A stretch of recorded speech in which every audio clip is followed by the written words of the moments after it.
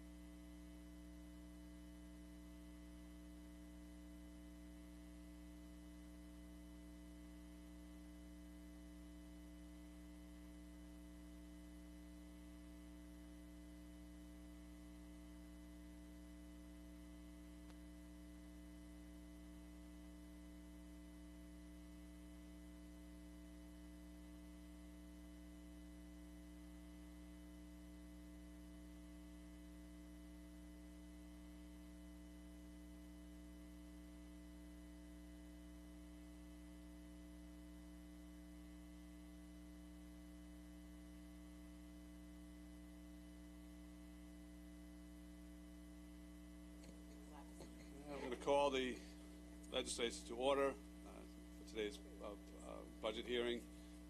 I'm going to ask you to please rise, and then please remain standing for a moment of silence after. But Legislator Bynum.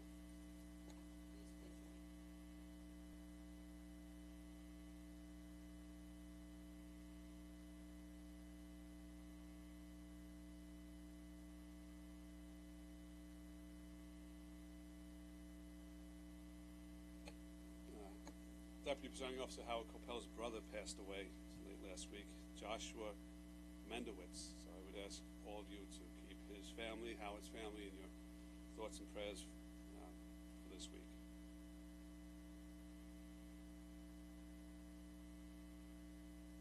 Thank you.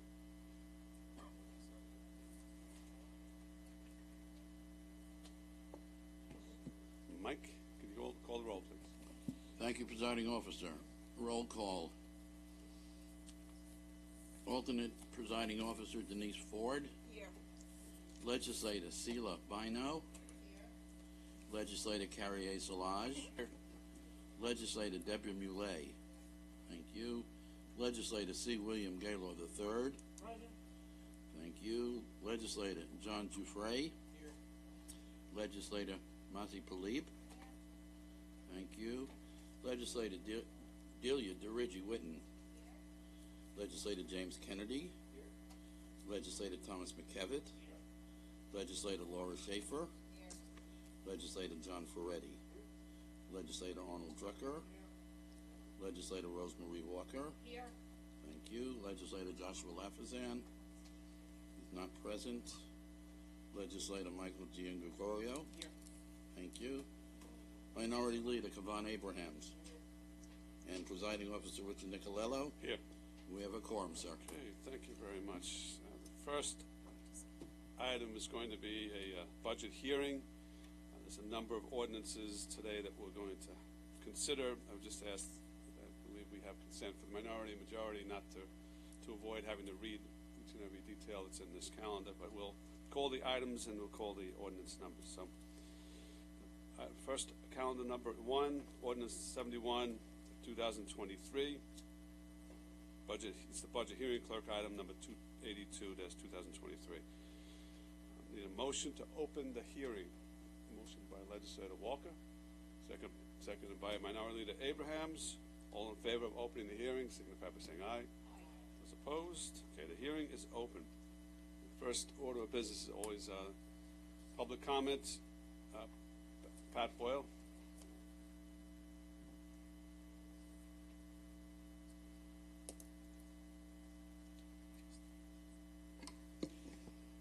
Hello, everyone. My name is Pat Boyle. I work with Gateway Youth Outreach in Elmont. I know today's the budget, and I've seen what the budget holds.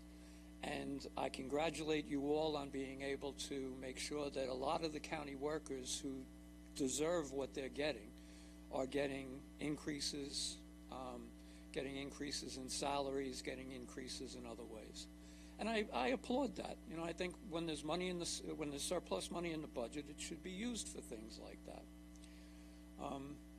You know, the only issue that I have with all of that is that we've been screaming here, myself for the past, since the legislature started, to be able to get some extra money into youth services. In all of the years that I've been here, we haven't gotten any increases to the youth services budget. As a matter of fact, there's been some decreases over the years.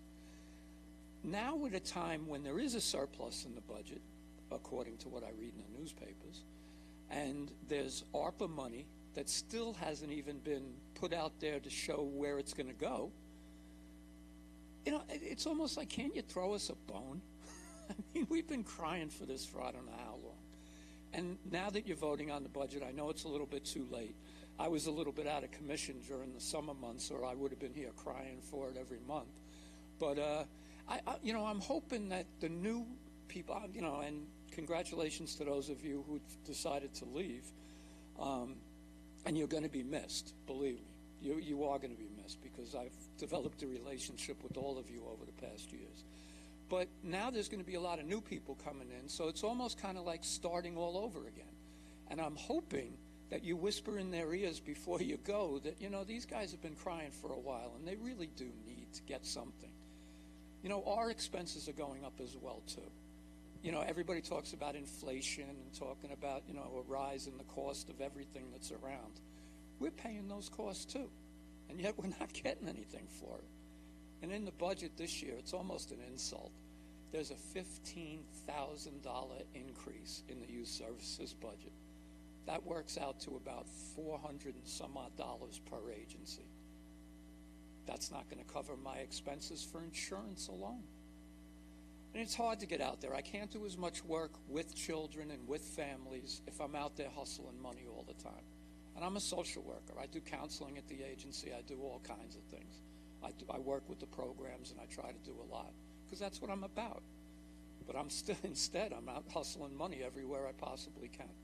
So anyway, I would hope that in the future you would look at these types of things and try to be able to put something in for us. Thank you. Okay, thank you, Pat.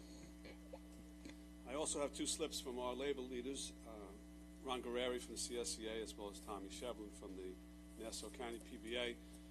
I want to offer you the opportunity. You can either come up now and speak or wait until after the budget presentation. You want to go after Ron? You too, Tommy? Come on up.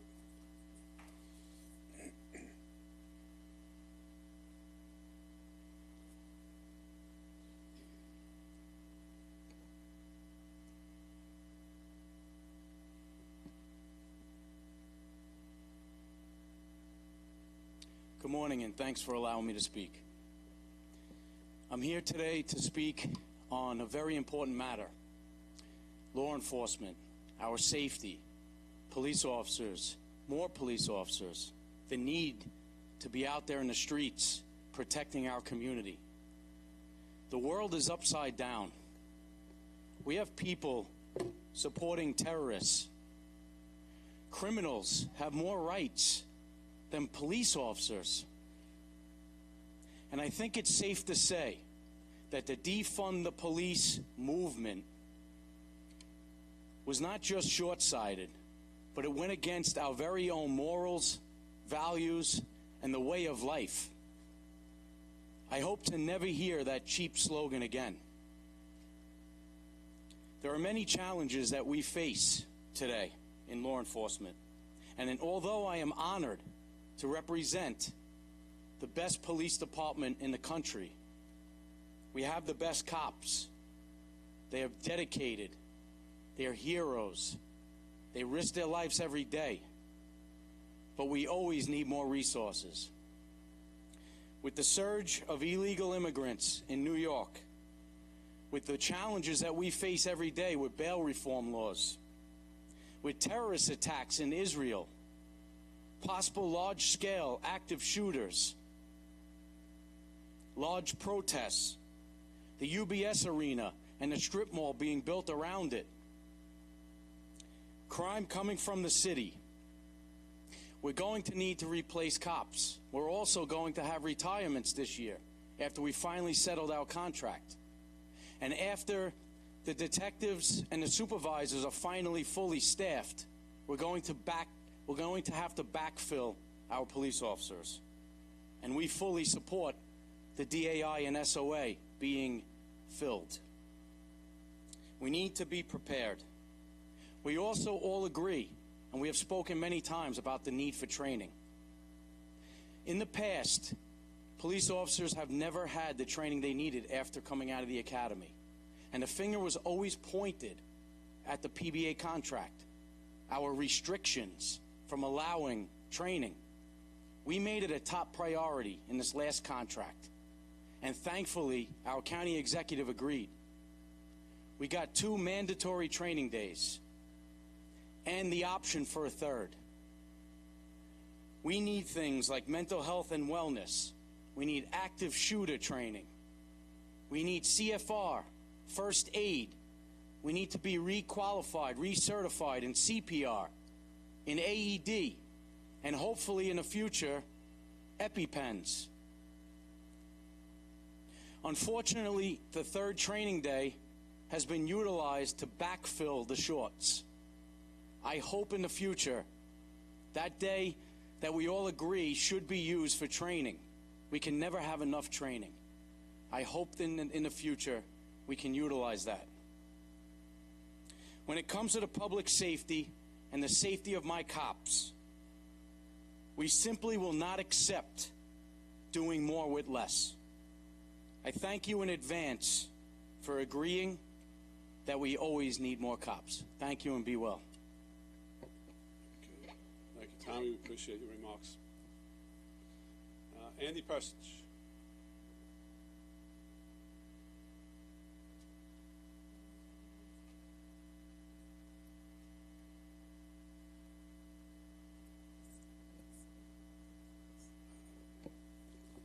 Good afternoon, Andy Persick, Office of Management and Budget. I'm here to field any questions about the amendments that have been proposed, I guess, so. Okay, all right. Thank you, Andy, and thank you for your extensive presentation during committees.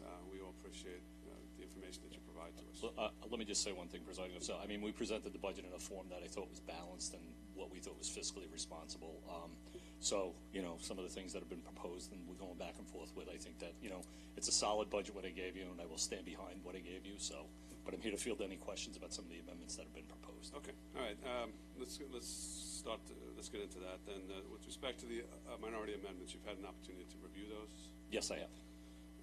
Do those amendments balance appropriately revenues and expenses?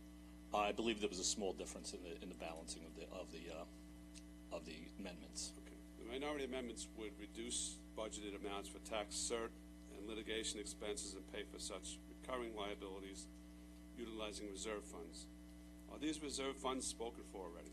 Yes, we had a fiscal plan once we had the surplus back in 2021. We defined a plan how to get rid of some of the liabilities. Everybody, I mean, I know, and I'm not speaking for everybody. Let me just say that the county has a significant liability risk on its balance sheet, meaning that we have a lot of outstanding litigation liabilities and the cert log, which is how the county ended up in the fiscal crisis that it was in. So we developed a plan to get rid of the backlog and do a pay go forward, which would help us get out of the knife and control period. So those reserve funds were spoken for and to be used, and I need them in the budget every year because the liability will grow annually, and I need those resources to pay the current liabilities that we will have. So, and with that, if we make the backlog get bigger, we will incur additional interest components as a result of that. So, what's the purpose of the litigation fund? Litigation, well, there's two components of the litigation fund. One was asserts that I will say. The other purpose was to pay back any judgments and claims that we have, which we have significant. We all know a lot of judgments coming out of the courthouse lately have been significant. So the fact that we have these monies set aside will weather the storm, for lack of a better thing, and we have a plan to reduce the liabilities, and we have been actively seeking settlements that we can control the trajectory on making that number smaller. As of 2022, the outstanding tort liability, which is the general litigation, is approximately $570 million. And how much is in the litigation fund?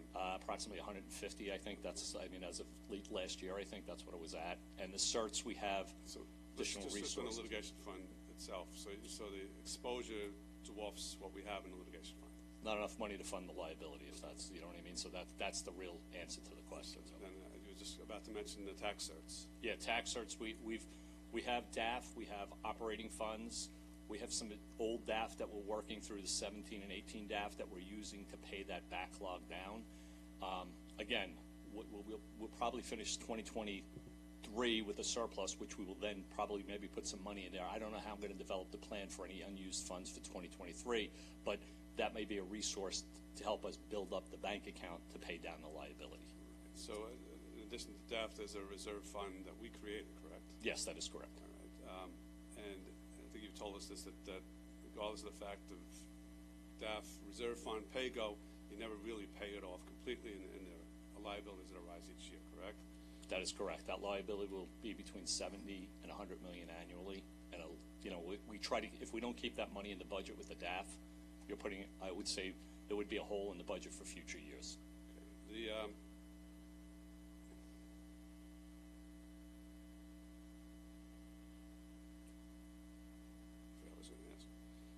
The amount of exposure for tax cert currently, what's that number? We've dropped, I'll give you, I don't have the exact balance, but as of year end of 2022, we were at $380 million, but we slowly dwindled that down. I think it's roughly around 200 some odd million dollars, I think, for my presentation. That's what we got it down to, so. So we have strived for all my years here, 3 decades, to go pay as you go, right, with tax certs. One of the reasons we have a control board is because we used to borrow money to pay for tax certs. Right? So what is your position in terms of stopping that? In other words, taking all the money out of the budget for pay as you go?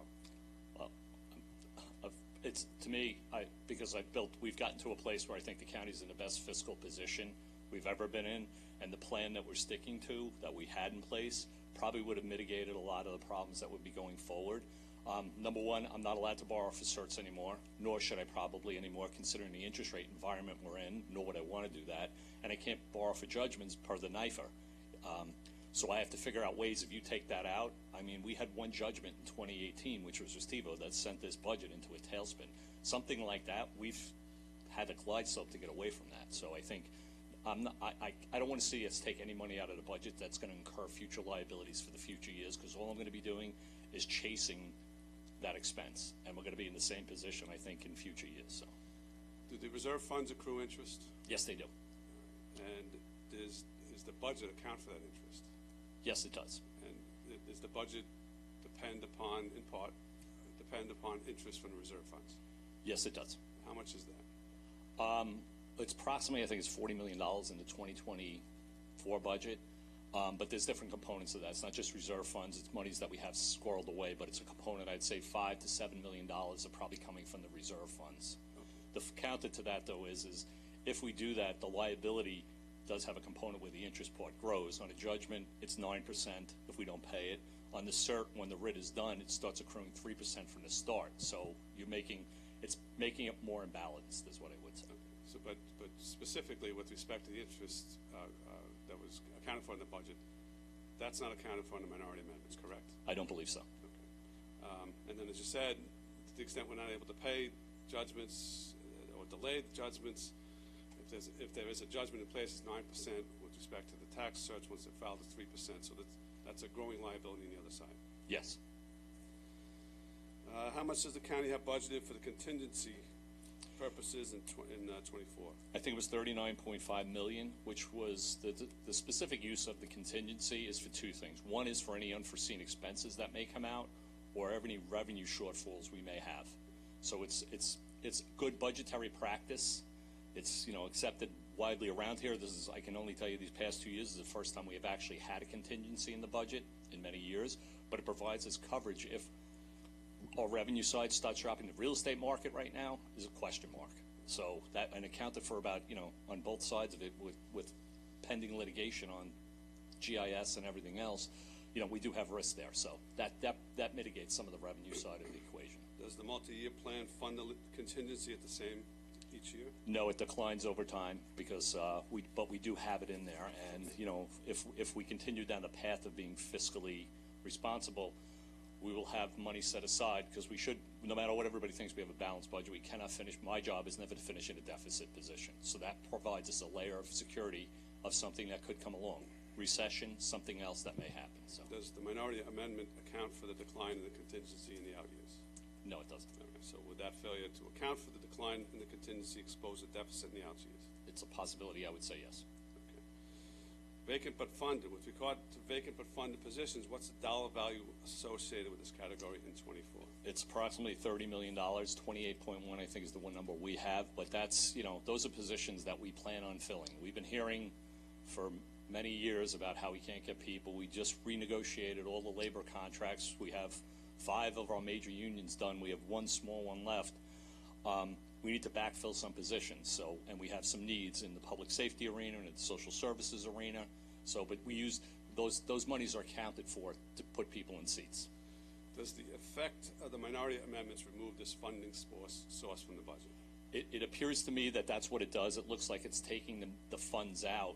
And once you take the funds out, there's bodies associated with that, even though they're not sitting in chairs. Okay. That we will be removing those out. Do the minority amendments remove vacant but funded positions in the multi-year plan also? Yes.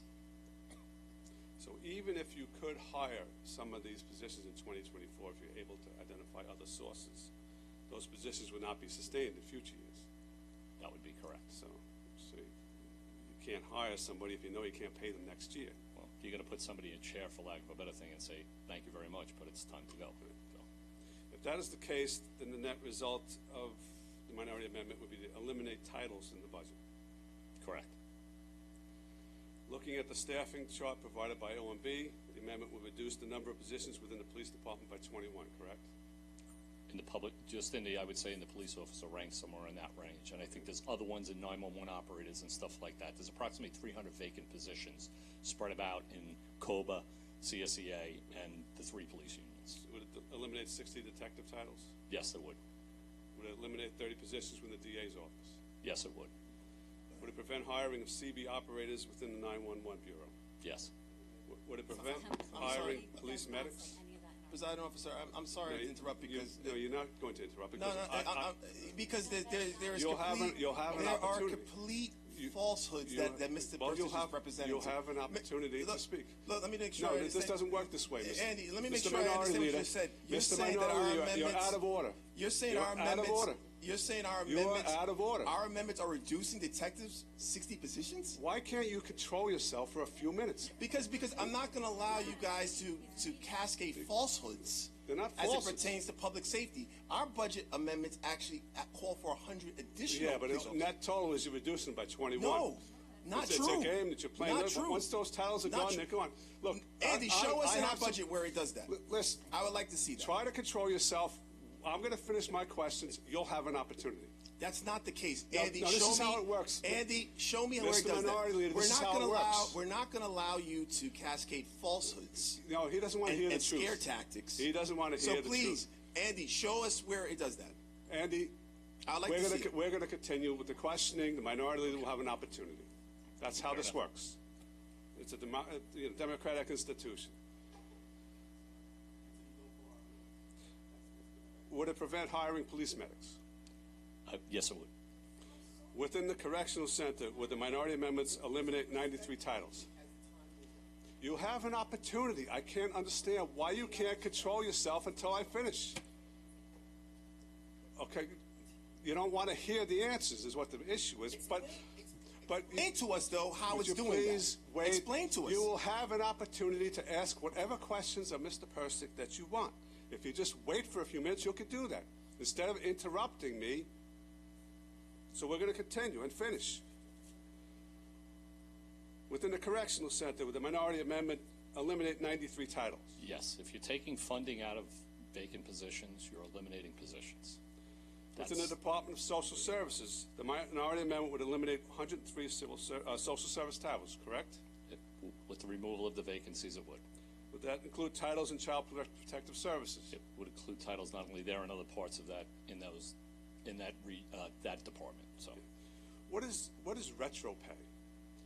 well, we have some retro pay in there for the unsettled unions for IPBA, and there's some monies I think dribbling around from some of the old unions that we have out there. That's what it's meant for. So it's in the 2024 budget. That is correct. But you've settled all except Yes, for IPVA. along with the COLAs that are involved for the new contracts that are out there, which are very expensive. So we need those funds and additional resources to fund those contracts. So that retro pay that's in the 2024 budget doesn't exist in the out years, right? No, Because it diminishes once we settle. So what happens is it goes away, but it becomes part of the base salary that's out there. okay. What is a payroll adjustment? Those are payroll adjustments for the new contracts. That's what they're there for. So Okay. Are those monies spoken for in this 2024 they're budget? spoken for as a result of collective bargaining agreements that we have. Okay. So if the minority amendments use that as an opportunity to fund other things, such as vacant but funded positions, that money doesn't exist, correct? It's going to create a problem in the budget. is Okay, really then what's let me go back to make that other point with respect to retro pay. Even if we were able to use retro pay to fill some of those vacant but funded positions, that money doesn't exist in out years, correct? That is correct. So you'd be using a source that would pay for positions in 2024, that money would disappear, those jobs disappear after that. That is correct. Okay. Obviously, there's a war in the Middle East, correct? Yes, there is. Does that factor into budgeting and risks? It's a financial risk, I will say, because we're providing a lot of police overtime and everything else, and there's some additional resources that we're using for public safety. So There is a recession potentially looming, correct? we keep waiting for it, but when it's going to hit, I would say yes. It's sometime near and dear to the hearts, as we're starting to say. So It's a risk that you have to contemplate. it's a risk that we're waiting for. So Tell me about the sales tax checks, last 3 sales tax checks the county has received. they're still holding true to form, but they're starting to see it diminish as the last few checks came in. Last 3 checks came in, showed declines, right? Small declines, so year over year. Okay, just want to go into NIFA's report just a little bit with you. Sure. The NIFA report finds that the county's budget going forward is still out of balance, correct?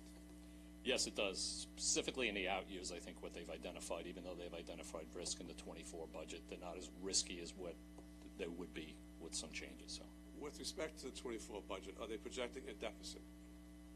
they're projecting right in the current form. I believe there is a deficit of approximately $70 million that they're thinking that could be a risk. They define them as risks, not gaps. I would say so. Did the NIFA report speak at all about the use of reserve operating purposes? They put a statement in there saying that those resources are good to have in case something bad happens, and that's what I think the commentary was in the report that said that. So let me read it from you. So, we caution that the reserves should not be used to fund recurring expenses, as that could create a fiscal cliff in the form of a large gap between operating revenues and expenses when the reserves are exhausted.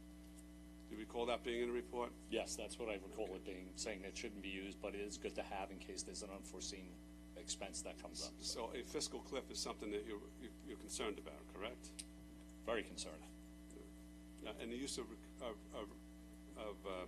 one shot, so to speak, for recurring expenses is what got the county into trouble all those years ago, correct? That is correct. All right.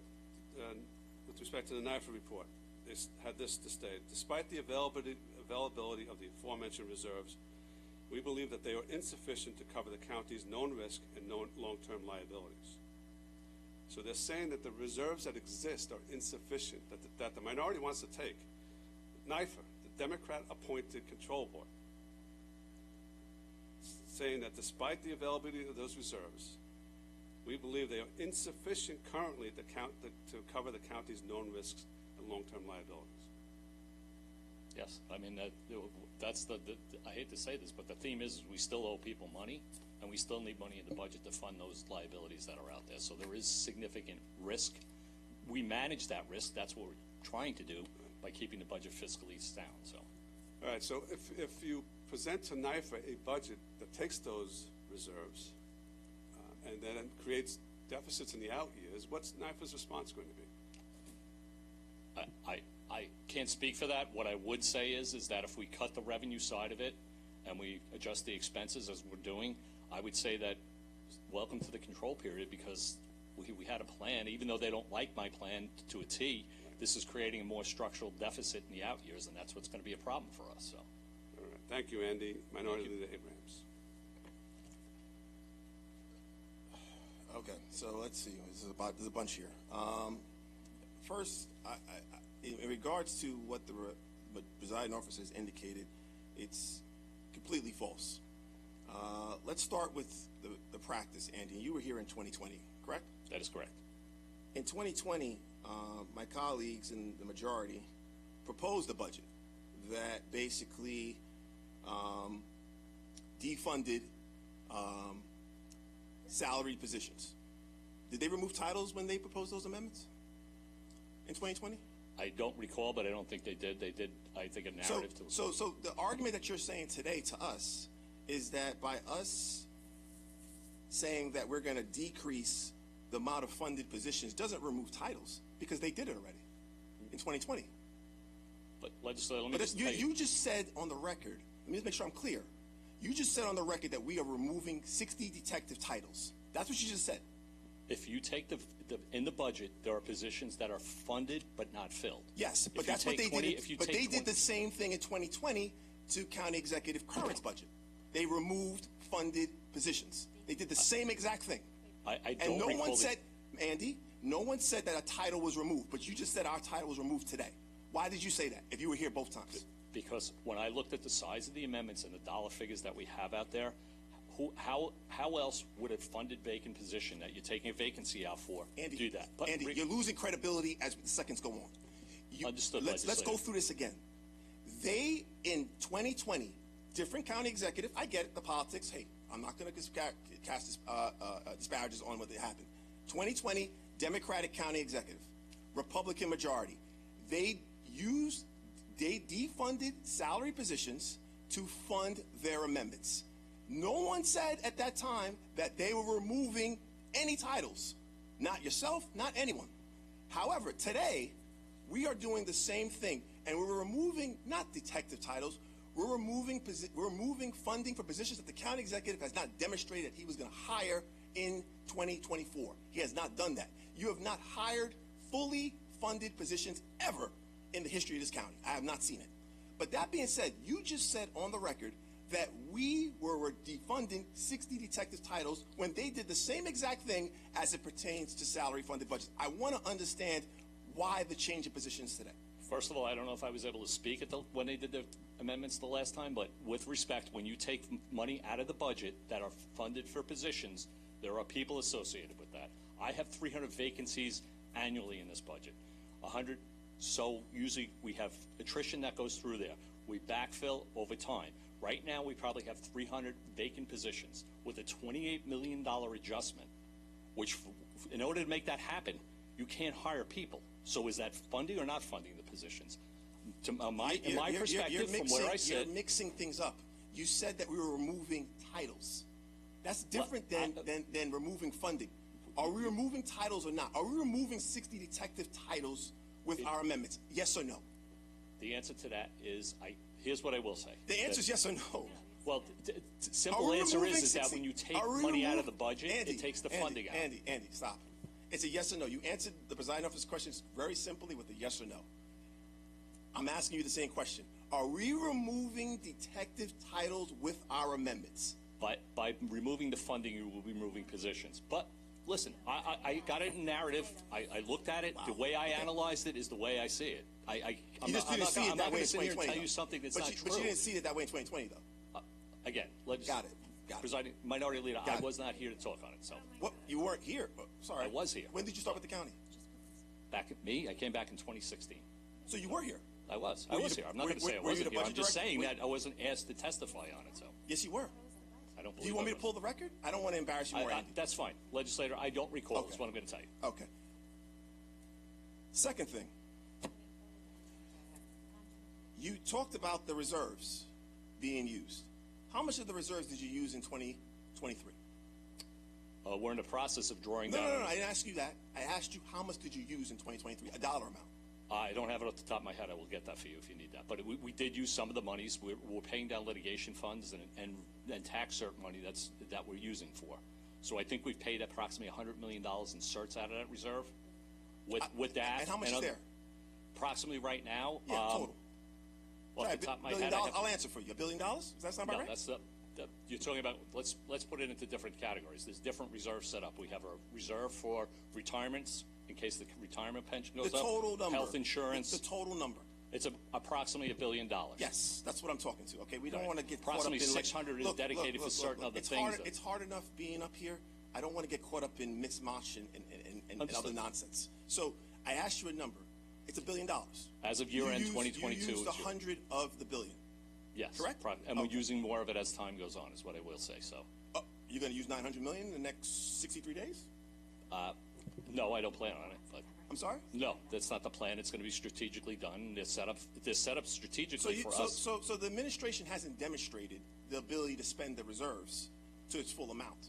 I would disagree with that. I think the reserves are not meant to be spent until we have a plan to spend like if there's an anomaly with the retirement system or we have a big swing in the retirement pension thing, we have a reserve set up for that. So you're trying to tell me we're going to keep in reserves $900 million, but then when our amendments are calling for $128 million tax decrease, we can't give the taxpayers that because we got to worry about there's a potentially $109 million that's going to come in. That's what you're trying to tell us? So I would say that we will create a structural imbalance because if we draw down the reserves and we don't have money to backstop us, we're going to be in a bad place again. So you're saying the $128 million that we're proposing, which adds 100 additional more cops, does adds a $400 decrease in tax decrease for our residents. That is not a worthy cause. I don't set I'm not going to set policy for you, legislator. I can only analyze what's before me. Whatever's decided between this legislature and the county executive is how I can only manage through that. If I'm told to do something, I will see how I can do it, and I will report back to what I think is right or wrong. The way this is shaping up, look, we were able to sustain the tax cut that we put in way back when.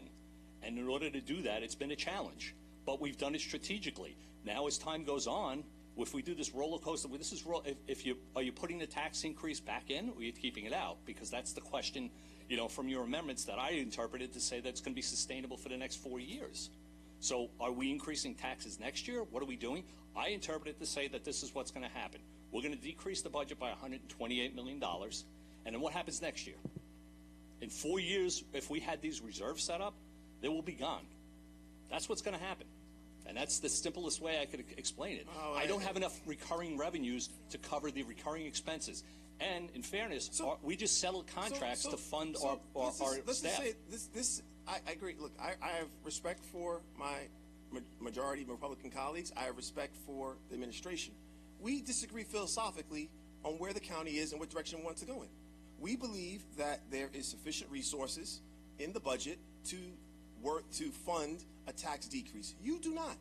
You have not demonstrated to us today, at least to my side, because we're willing to listen, you have not demonstrated to us how $1 billion in reserves, and basically you used 100 of it, and you're keeping 900 of it in limbo because you're worried about a rainy day that's around the corner that the presiding officer talked about in terms of recession. That's what you're saying. So from that standpoint, we're not talking about using $900 million towards a tax cut. We're talking about using $128 million towards a tax cut. And the county executive should have the ability over the next 2 years to be able to manage the budget through that. He's managed the budget for the first 2 years through that. He should be able to manage the budget through that. Right now, this is the perfect opportunity to give the residents a tax cut. But if we're going to come up with rationale and we're going to talk about the fact that we're defunding detectives, when we're clearly not taking away any titles. We're not removing any titles from the budget. We don't even have the authority to remove titles from the budget. That's the part that's so absurd about this. But if you're going to allow yourself to stand there and answer yes and no to their questions and be complicit in that, we don't have much use for you. I mean, the fact is, you know full well, I just spelled it out for you. They did the same thing in 2020. The same thing. If I may, presiding officer, Yeah. minority leader, do understand that when you put a budget amendment before me in a number and a word, I have to effectuate that change. To take $28 million out of the budget, I give you a detailed budget with supporting schedules that have vacant funded positions in there. In order for me to make those changes, I have to reduce something. What am I reducing? Salaries. Salaries has a body opposed with it. If you're telling me $28 million I have set up in additional funds as a result of that, how do I effectuate that change? I don't have $28 million in salaries that I can move around. Let me explain. Just so you understand, that's how I have to technically do it. Respectfully, I'm just telling you. Andy, I got to tell you, I got a lot of respect for you. I know you're in a tough spot today. Thank you. But I will say this. What you're saying is completely inaccurate. And I'm going to explain to you why. The bottom line is very simple. You're saying that we're removing the title. You're saying because we're removing the salary. Let me finish. Because we're removing the salary for the title, therefore we can't fund the title. And by essence, we're removing the title, which is not the case. We're not doing that. And let me explain to you what we are doing. Because the county, and Mr. Guerreri can testify to this, over the years, we've always had hundreds of funded positions. Because whether it's Democrat, Republican, whoever cares, the administrations they never fill all the positions. It never happens. So what our amendments are calling for, I'm listening to Tommy Shevlin, I'm listening to the PBA, we are putting a priority in funding 100 cops regardless. That you're going to do that based on these amendments. And we're using the same pot of money that you've never demonstrated, meaning the administrations over the years, has never demonstrated to fill those funded vacancies. Not once. Tell me the year in the last, I've been here now 22 years, God help me.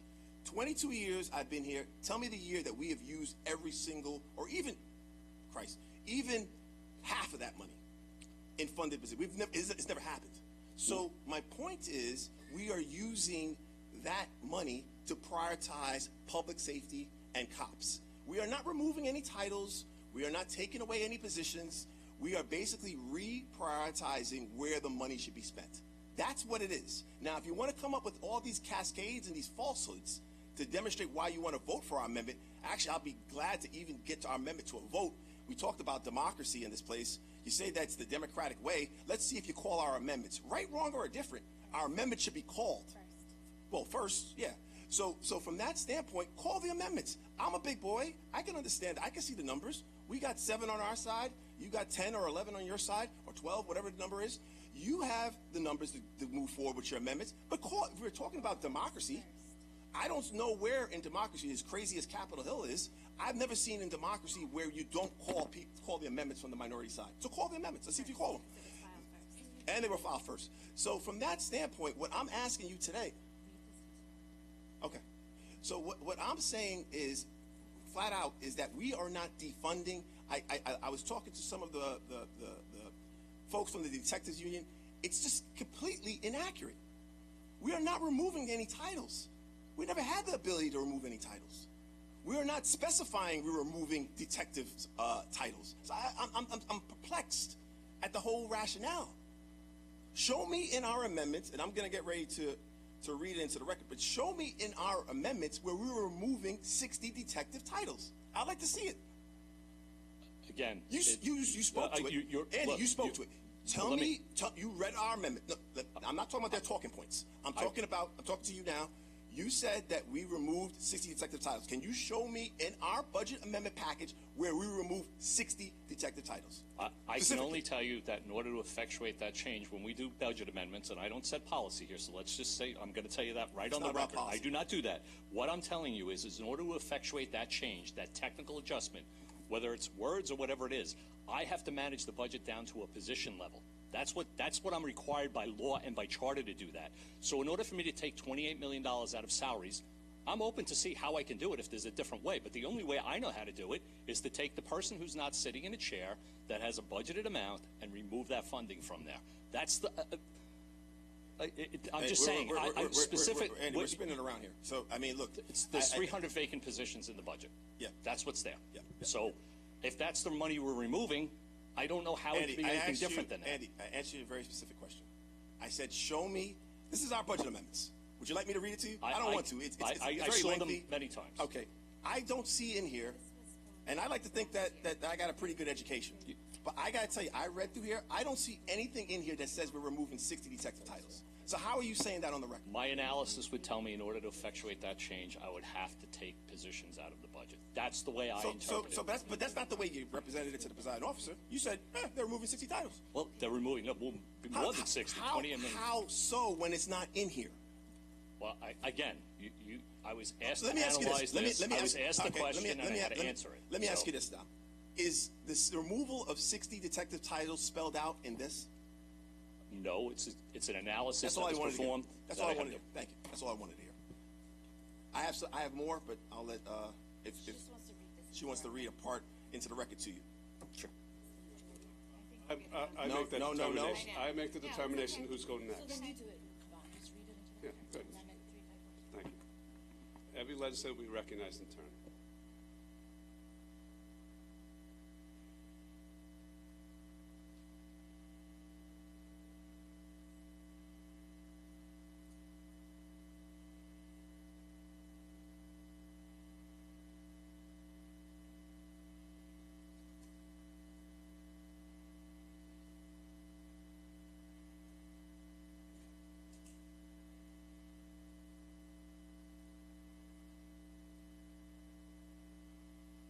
Oh boy, 63 days, how, Janice?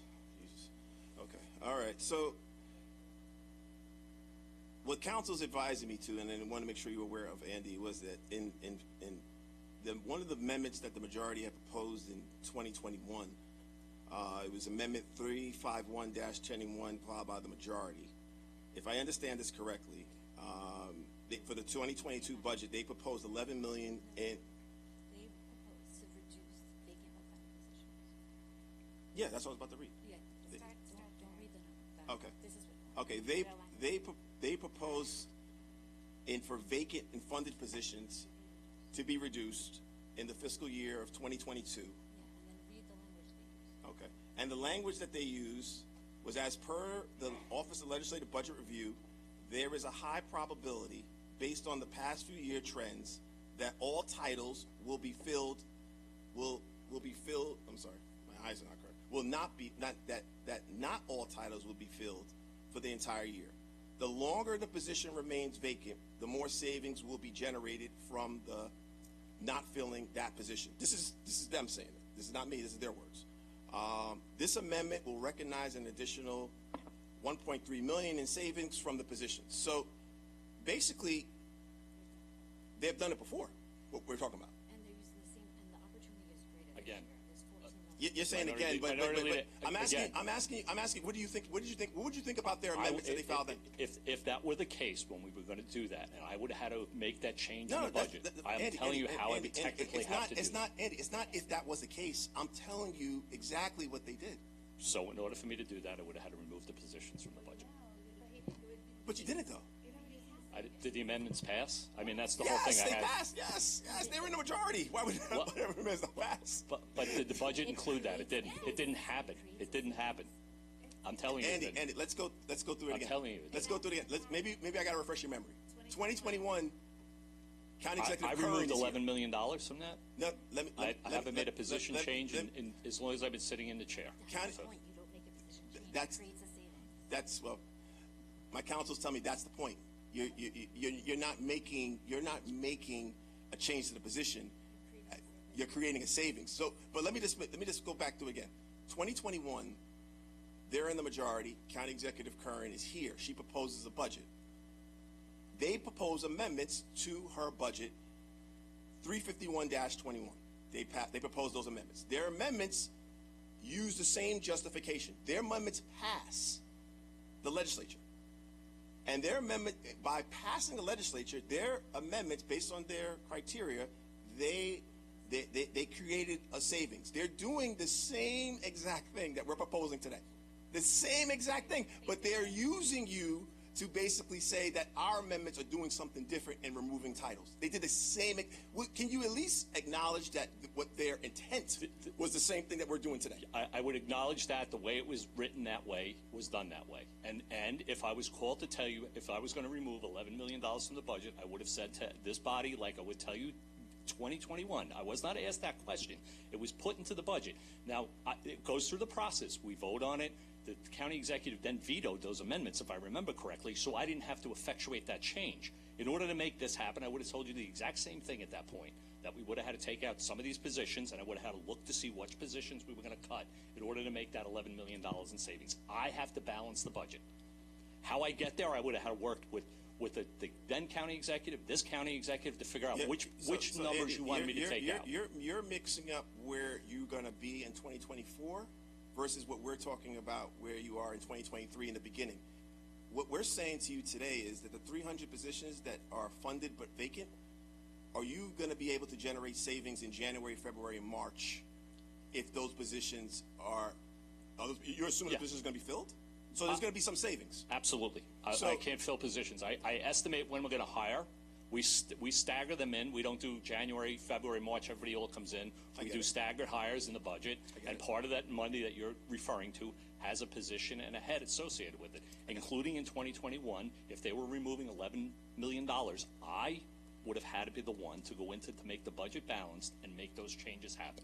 That's what I'm telling you. So that's a fact. I'm not going to waver on that. It's my job. I got it. But outside of your control, the county's not hiring. We're not hiring. So there's a very highly probability, and I'm reading this from last year based on what OLBR put together. There's a very high probability that you're not going to fill 300 positions by January 1, and there will be a built-in savings. And what we're using to fund our amendments is part, not even all of it, part of that built-in savings.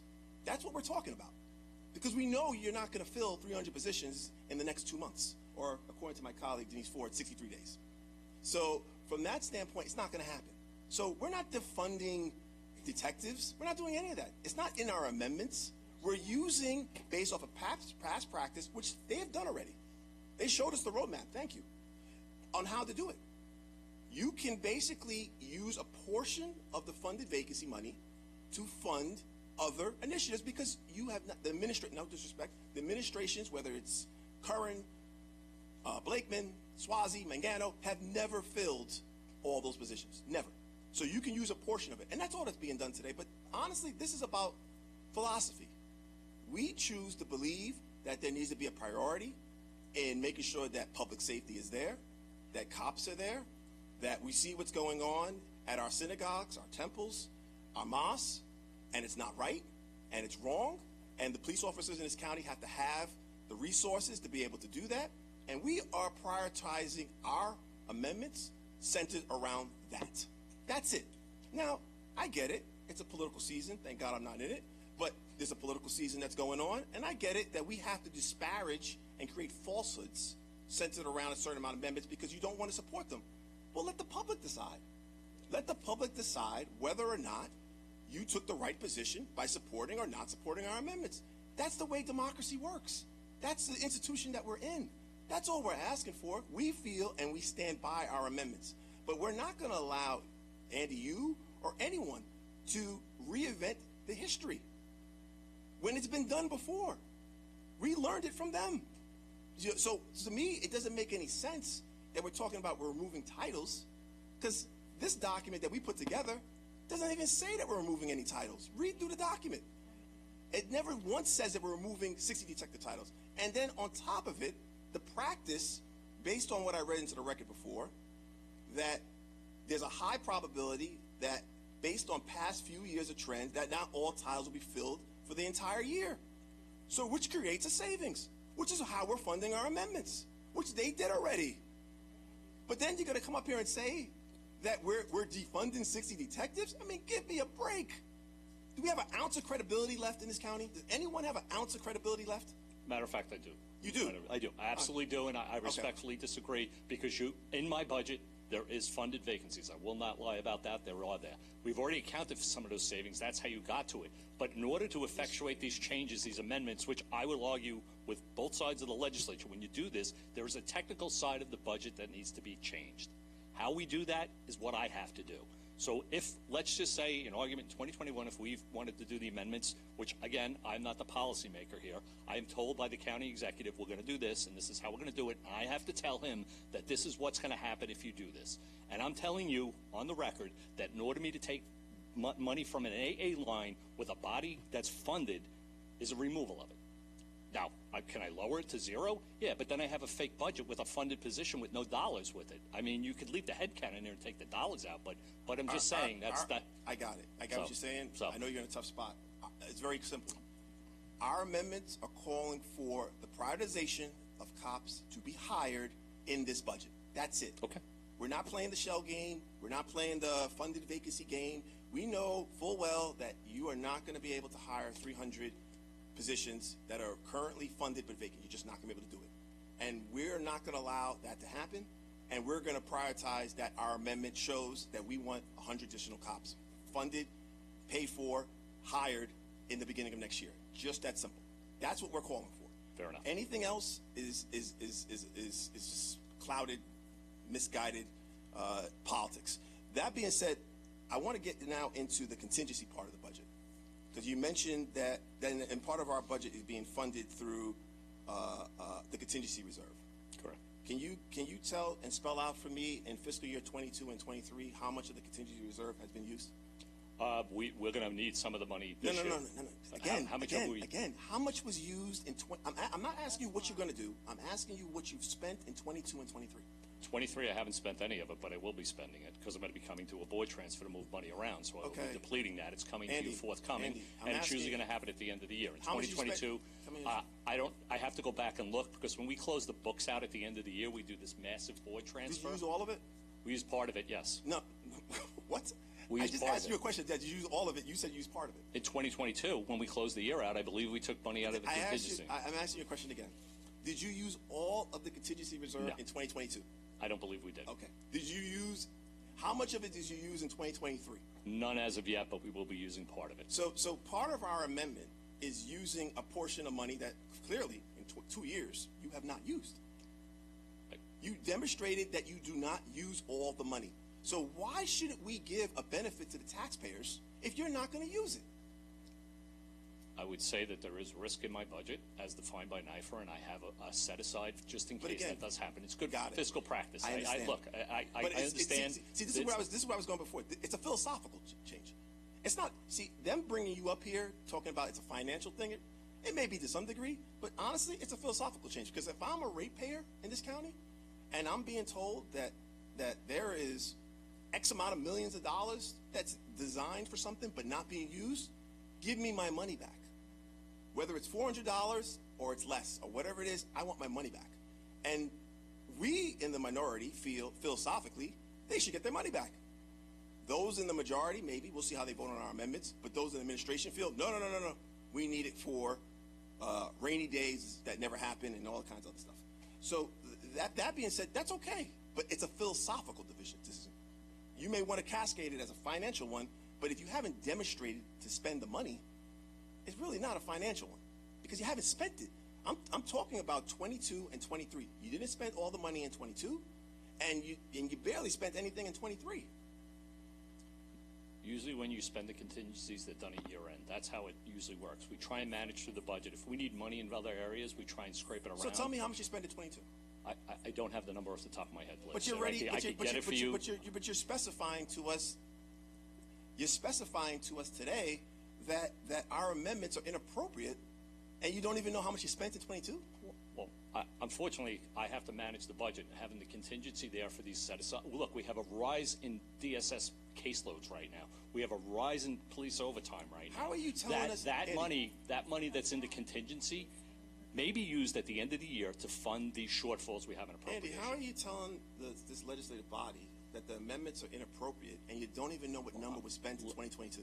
I'm not saying they're inappropriate. I am saying that I don't set the policy. I'm telling you why the contingency is set up there and why we have it there. What is decided between this body and the administration, that's policy. I do not do that. I put the contingency in there because it's fiscally prudent to do. Did you use surplus money to pay for some of the things that you normally pay for the contingency in 22? Surplus money? No, I didn't use any surplus money. I put money into reserves strategically. I guess what counsel's advising me, I guess you had surplus, so you didn't have to use contingency. I guess what I'm right. We had a surplus, yes, but we had to move money around. If you look at the year-end void transfer, I guarantee the contingency was hit. I don't have the number in front of me. I was not prepared for that. I apologize for that. But you were prepared to disparage our amendments and talk about 60 detectives being defunded I from was the asked police. the question. I wasn't here to disparage anybody or anything. But you must have forgot the response in 2020. Well, I'm not going to go down that path again. I'm done with that path. But that being said, you know what I mean? I understand you came here with an assignment. I get it.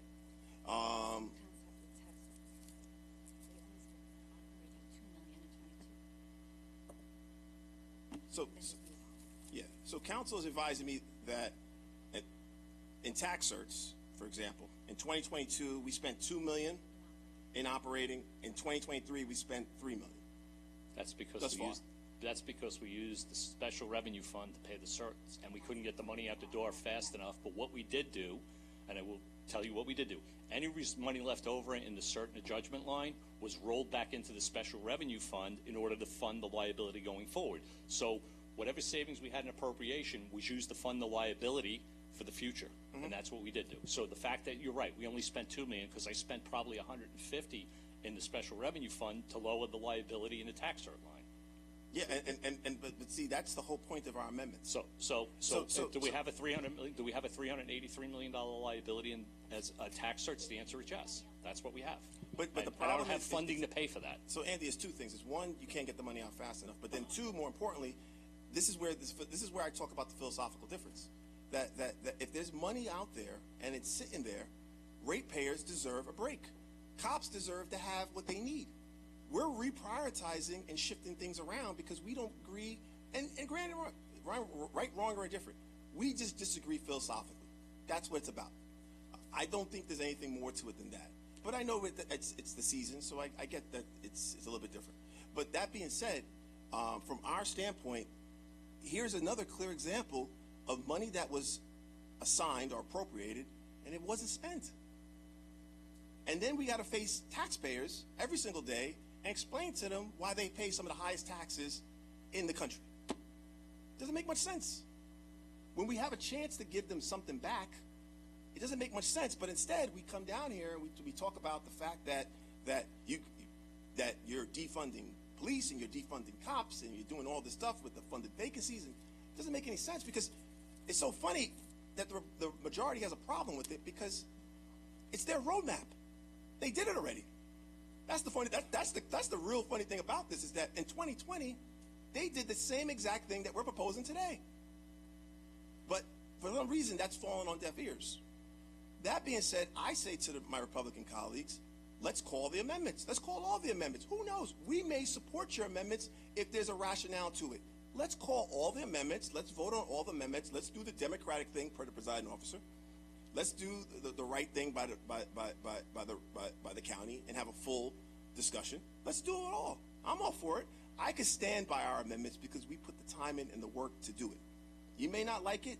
You may not like the fact that we chose to use funded vacancies, which clearly you have not spent all the money ever.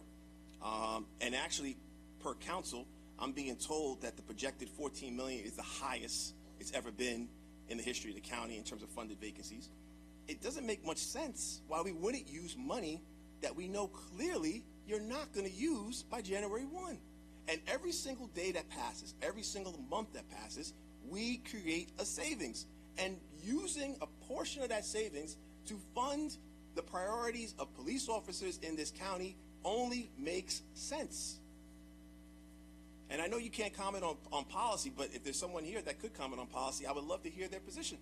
Because how can you explain, if you have a built-in savings that's going to happen, why wouldn't you want to hire an additional 100 police officers? Is there anyone here from the administration that can talk to policy about that? I can't speak to that. I can only speak to what the amendments are. Is there anyone from the administration that can speak to policy on that? Anyone? Anyone? What I can say is... No, I'm asking. I mean, is there anyone? Chris, anybody out here? You guys can speak to policy? You speak to policy?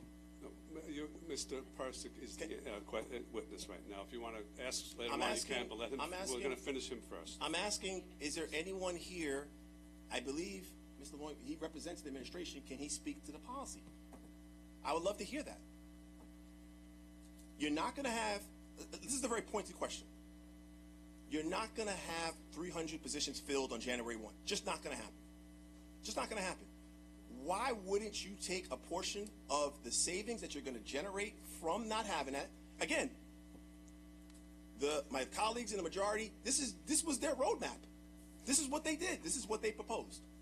But why wouldn't you take a portion of that money and apply it towards prioritizing police officers and ratepayers get some relief? I want to hear why you wouldn't do that. Is there someone from the administration that can speak to the policy? Mr. Persick is the witness here. He's here for the budgetary answers. If you have a question for Mr. Persick, go ahead and ask. So, I guess there's no one here from policy. That's okay. Or no one wants to get up. No one from the administration wants to get up and talk about the policy. So, if I'm understanding, per OLBR, in September, we've used a total of $9 million of the reserves. Am I correct in saying that number? Some of the reserves, yes. I don't have the total in front of me of which ones that we've used. I mean, I can get back to this body of what we spent so far, but I know majority, there are specific reserves that have not been spent out because we cannot use them unless we have to, which is the retirement reserve, the health insurance benefit. We did have a labor reserve that we will use to fund the CSEA contract. We will use that to fund the COBA contracts. We will be spending this money. It's not a question of when. We have $125 million in the bond indebtedness fund that we're going to buy down debt with. That's what we're going to use it for. It's going to be spent. Look, in government, unfortunately, I can only tell you this, Minority Leader, you can't spend it fast enough sometimes. I know. But we do have a plan. It's not like, and it's a fiscally responsible plan for the roadmap to get us from where we were to where we need to stay. And just from my own recollection, the amount out of the is $9 million been spent today, and what's the total amount? I don't know if that number's correct or not. I have to go back and look. No. What's the total amount of reserves? Out of the litigation reserve, there's some money's probably sitting that we probably have to move around a little bit. What's the total amount that we've allocated towards reserves?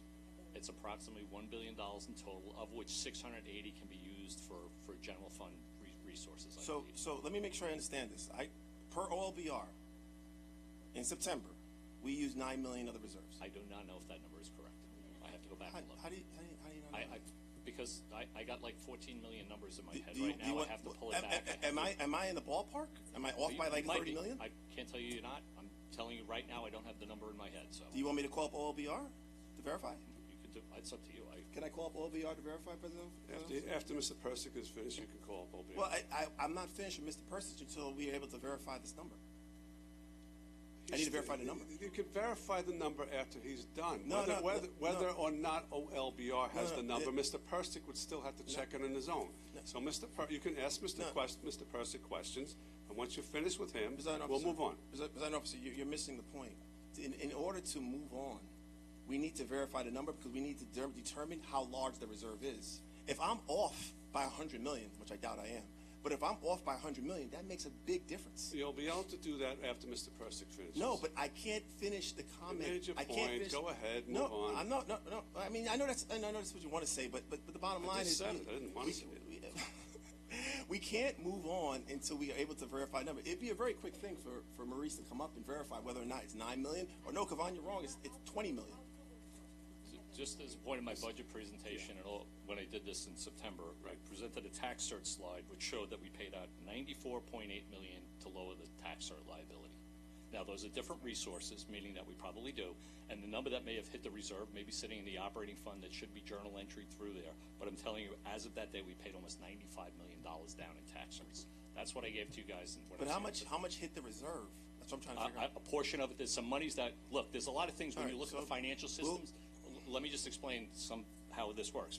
Maybe as of today, there's $9 million, but at the end of the year, we will go through this iteration of where we have to move money back and forth between different appropriations. And part of that money may come out of the operating budget, maybe it won't, maybe it'll be charged to the reserve, and then if there's any excess appropriations in the cert liability and the tax and the judgments and claims, we will roll that into the reserve to pay down the liabilities for future. So I just heard you say, I thought That's you said. that's the financial plan that I've developed. That's the plan I'm sticking with because I've been I get through it. I get it. So- But I thought you just said 9 million. Did you say 9 No, I million? said 95 million. No. I thought you said 9 million out of the reserves. No, I said, I'm telling you what I presented to you in September was that we had $383 million in cert liability as of year end. We've paid down almost $95 million.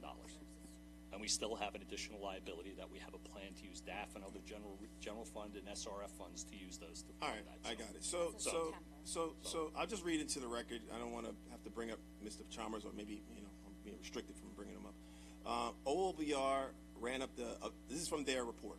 OLBR indicated that the updated balance from the financial system and the total change minimal by 9.2 million as transactions are posted, and this is in regards to the reserves. I'll continue to read.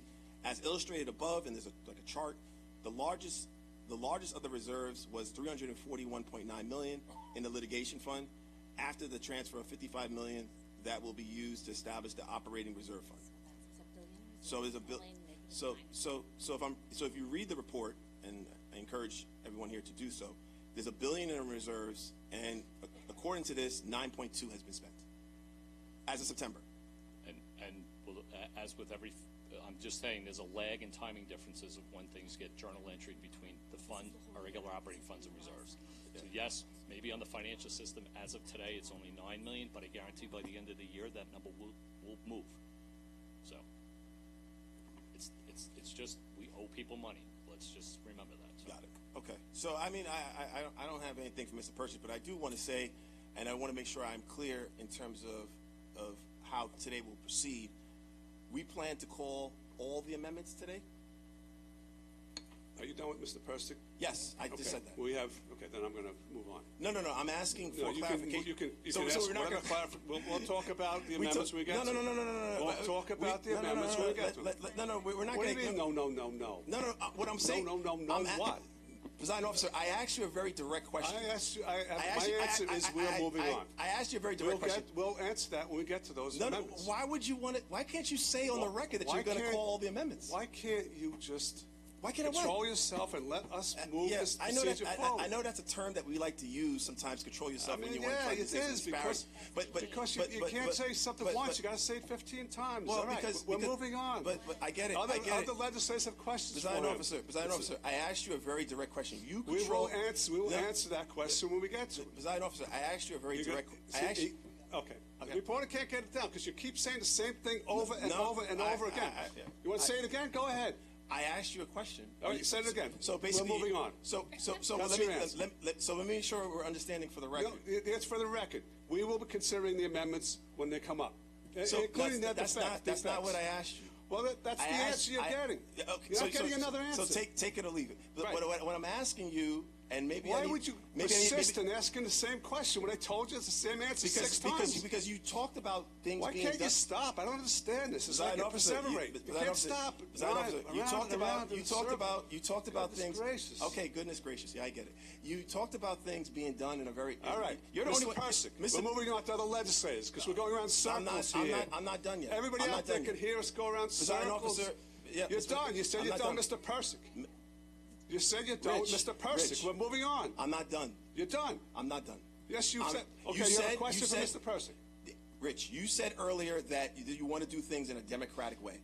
A democratic way would be able to say that you are going to call all the amendments. I asked you a very simple question. We'll see. Are you, do, We- do you, we'll do you consider the plan, amendments no, when no, they come up. It's not consider. See, this is the thing. You Well, say in one breath that you want to be a democratic can't- legislature, but you're not, though. Why do you have to ask the 'cause same you- question 12 times? You get the same answer 12 because times. we know what you're going to do. And Then okay, if you know what we're going to do, then stop asking the stupid question. So why won't you?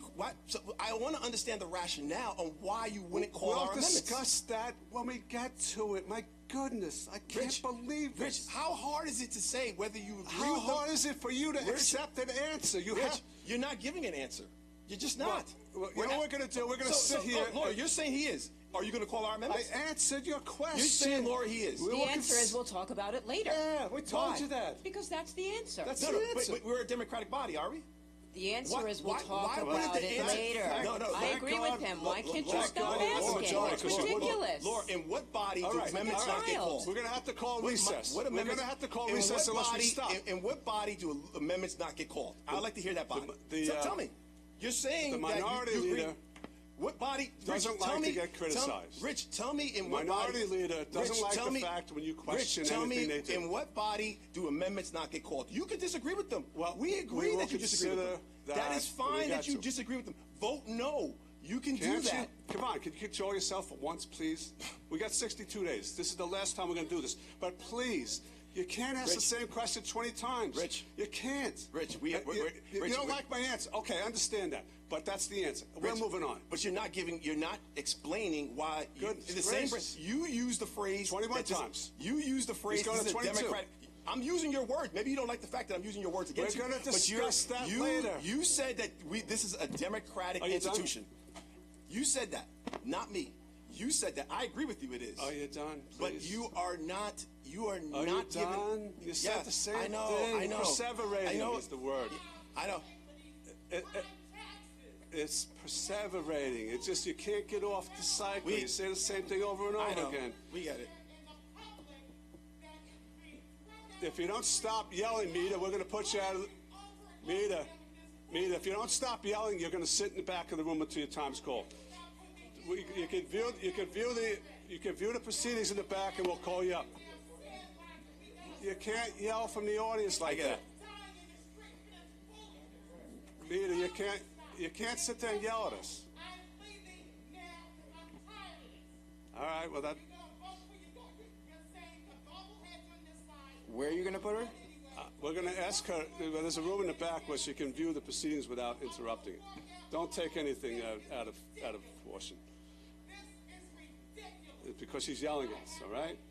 She sat here for how many times, Carrier? Right. See, she's still yelling at us.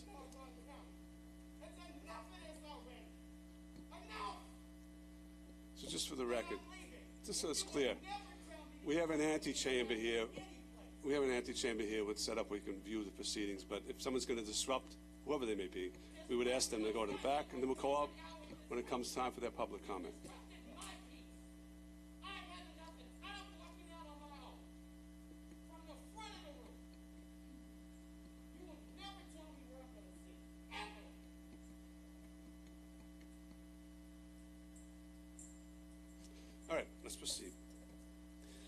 Mr. Persick, we've had disagreements with you in the past, and we've had pretty, when we were in the majority, you worked for the county executive. But we never called your integrity into question, and we never would. Number one. Number two, if I heard once, I heard 10 times. They showed us the roadmap, and then the other 10 times I heard, you didn't fill all the positions. You never fill all the positions. You never fill all the positions. What the majority did when we made amendments is we took a portion of the vacant but funded and said, this amount we don't think you're going to fill, so therefore, administration, you determine, we'll take this out of the budget, you determine what positions will be filled and which positions will not be filled. So we did that. What they're doing is a little different. They are taking every cent of vacant but funded. So basically, when you take every cent vacant funded, you can't fill those positions. So he can't stay quiet, right? I mean, if you disagree with me, he starts talking. You're like, we can hear you. You're 5 feet from me. Come on, I can hear you. So here's the thing. You know, we can get into a debate of titles. Did you take titles out? Did you take positions out? It doesn't matter. 60 detectives are gone. It's not funded. You can't hire someone if it's not funded. So it's the difference between what we did was responsible because we took a portion of vacant but funded and left it up to the administration. We tried to determine where they would spend the money. What they want to do is take every one of those vacant but funded positions. That's number one. And I'd ask your staff to stop yelling as well. Number two, with respect to reserve funds, that money doesn't just sit there, correct? There's a purpose for them. Let's talk about tax cert. We mentioned this before, but what's the exposure to this county with tax cert? As of 2022, the year-end balance was $383 million, which we have paid out 95 of this year, and we continue to pay out. I have on the books, which is not the factual number, but just in tort judgments, liability claims, I have $570 million. So the fact that we have all these reserves, if you put the two numbers together, that's $800 million. I could add a few other liabilities, workers' comp, and everything else. If you read the financial statements, that's what I have to manage to. That means if something comes along, I have to make that payment. So there's many risks in the budget between what we have and what's going on in the world. Look, the budget, when I give it to you, sometimes becomes obsolete the day I do it. Right. But then we have to amend it as time goes on, but we have strategies on how we do that. So. Right, but just until you mix up litigation fund and tax, you combine the two, right? Yeah, I'm combining the two. I'm saying it's $570 million just in general litigation, right, and about $300 and some odd million in tax certs. So the point of the matter is that the reserves that are in there, we know are not going to be sufficient. Clearly not. Over the course of time. That's why we have a map to get us there. Right. And in terms of the contingency fund, I think the point was made that you didn't spend the entire amount in 2022 and 23, correct? That is correct. Well, what they're planning to do is take the entire contingency fund out. $39.5 million, they take it all, and then that number dwindles over the course of time, right? There's $39.5 million in the budget this year, correct? That's correct. In the out years, that number dwindles. That is correct. So they didn't account for that as well. So that money creates a deficit in the out years, correct? That would be my observation from the amendments. All right. Legislator Ferretti. Thank you, Presiding Officer. Andy, how you doing? I'm well, thank you. All right. I had 3 things to talk about. The Presiding Officer just hit on a couple of them, so you get to hear less of me, which is a good thing. But, you know, we've been going back and forth now for a while. I want to say the better part of an hour, and we've heard a lot from Minority Leader. But what we didn't hear anything about was the point that the Presiding Officer made in his introductory comments about the interest that we lose as a result of using the money that we currently have in the bank, right? You said it was roughly 5%?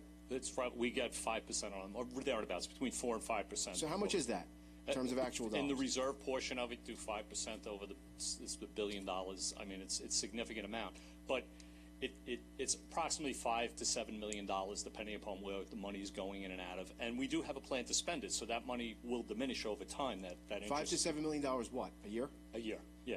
If we didn't, did their amendments account for that at all?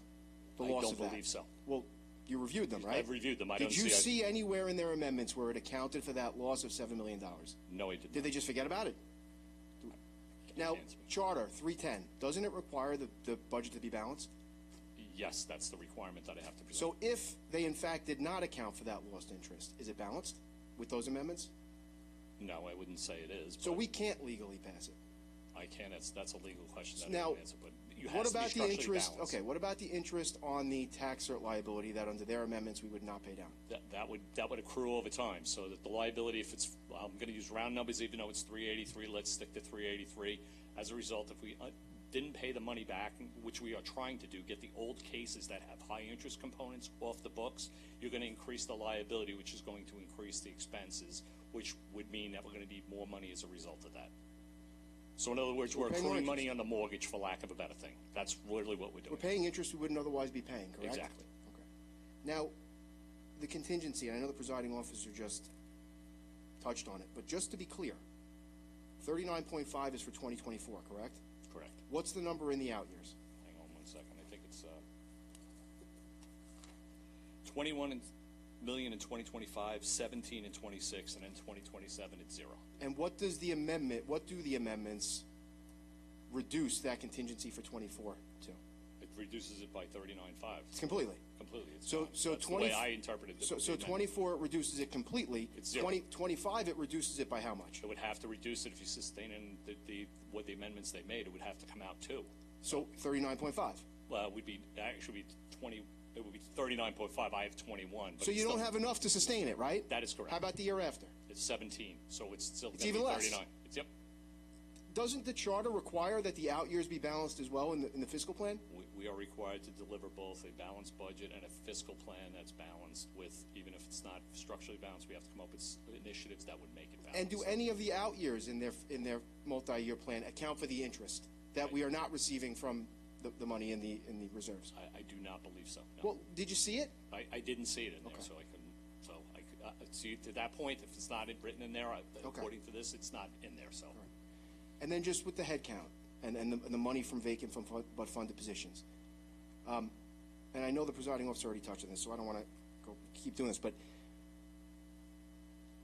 is the money taken from vacant funded positions, in your estimation, would that require that all vacant but funded positions be eliminated? The way I read it, I would say maybe there might be 10 that may not be because there might be some left in there, but at least 300 would have to be taken out. Well, 10 out of how many? 300.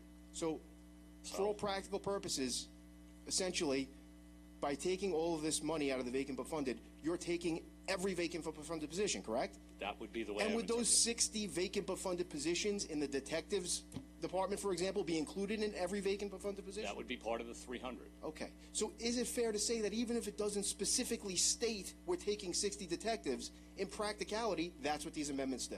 I would say it's implied that way, yes. Well, no. Let's talk about practicality. You just said... Right. No, let me finish. You Sorry. just said that these amendments would take approximately 290 of the 300 vacant but funded positions. Yes? Yes. So would those 60 be 60 out of the 300? Yes. All right. So even though it doesn't specifically state we're taking 60 detectives, that's what they're doing, right? Correct. Thank you. Any other legislators?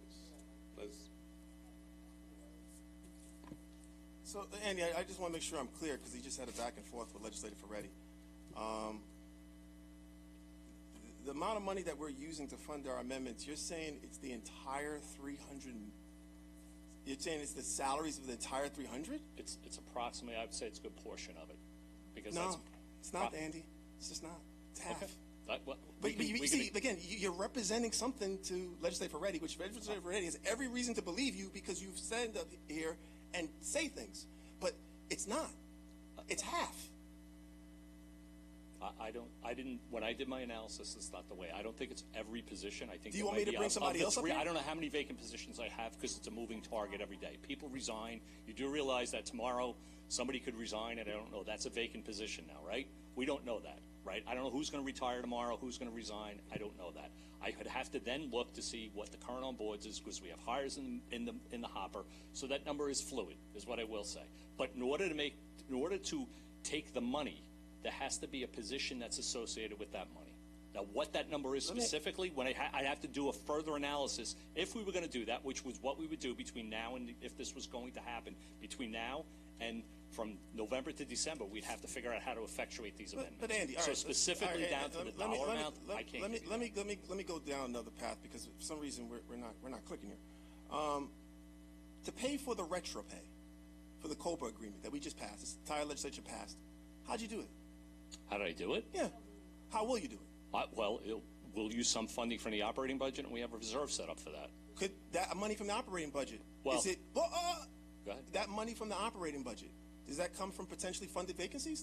That savings that was generated from the beginning of the year of positions that weren't filled? It might come from the contingency, actually, because if we're going to make the payment in 2023. But what I asked you is, could it come from funded vacancies from positions that were not filled on January 1 of 23? It could come from multiple sources. is So what it can tell. that's my point.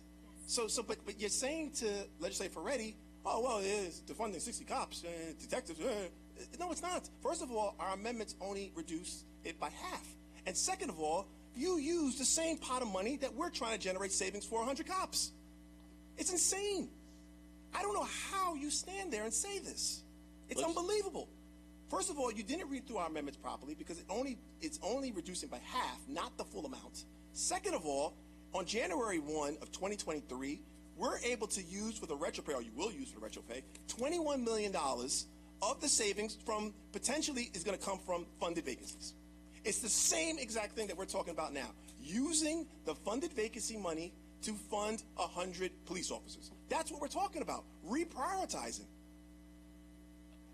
Again, I got to say, I'm looking at our amendments. Doesn't say anything in there about defunding 60 detectives. Not one sentence, not one letter, not one word.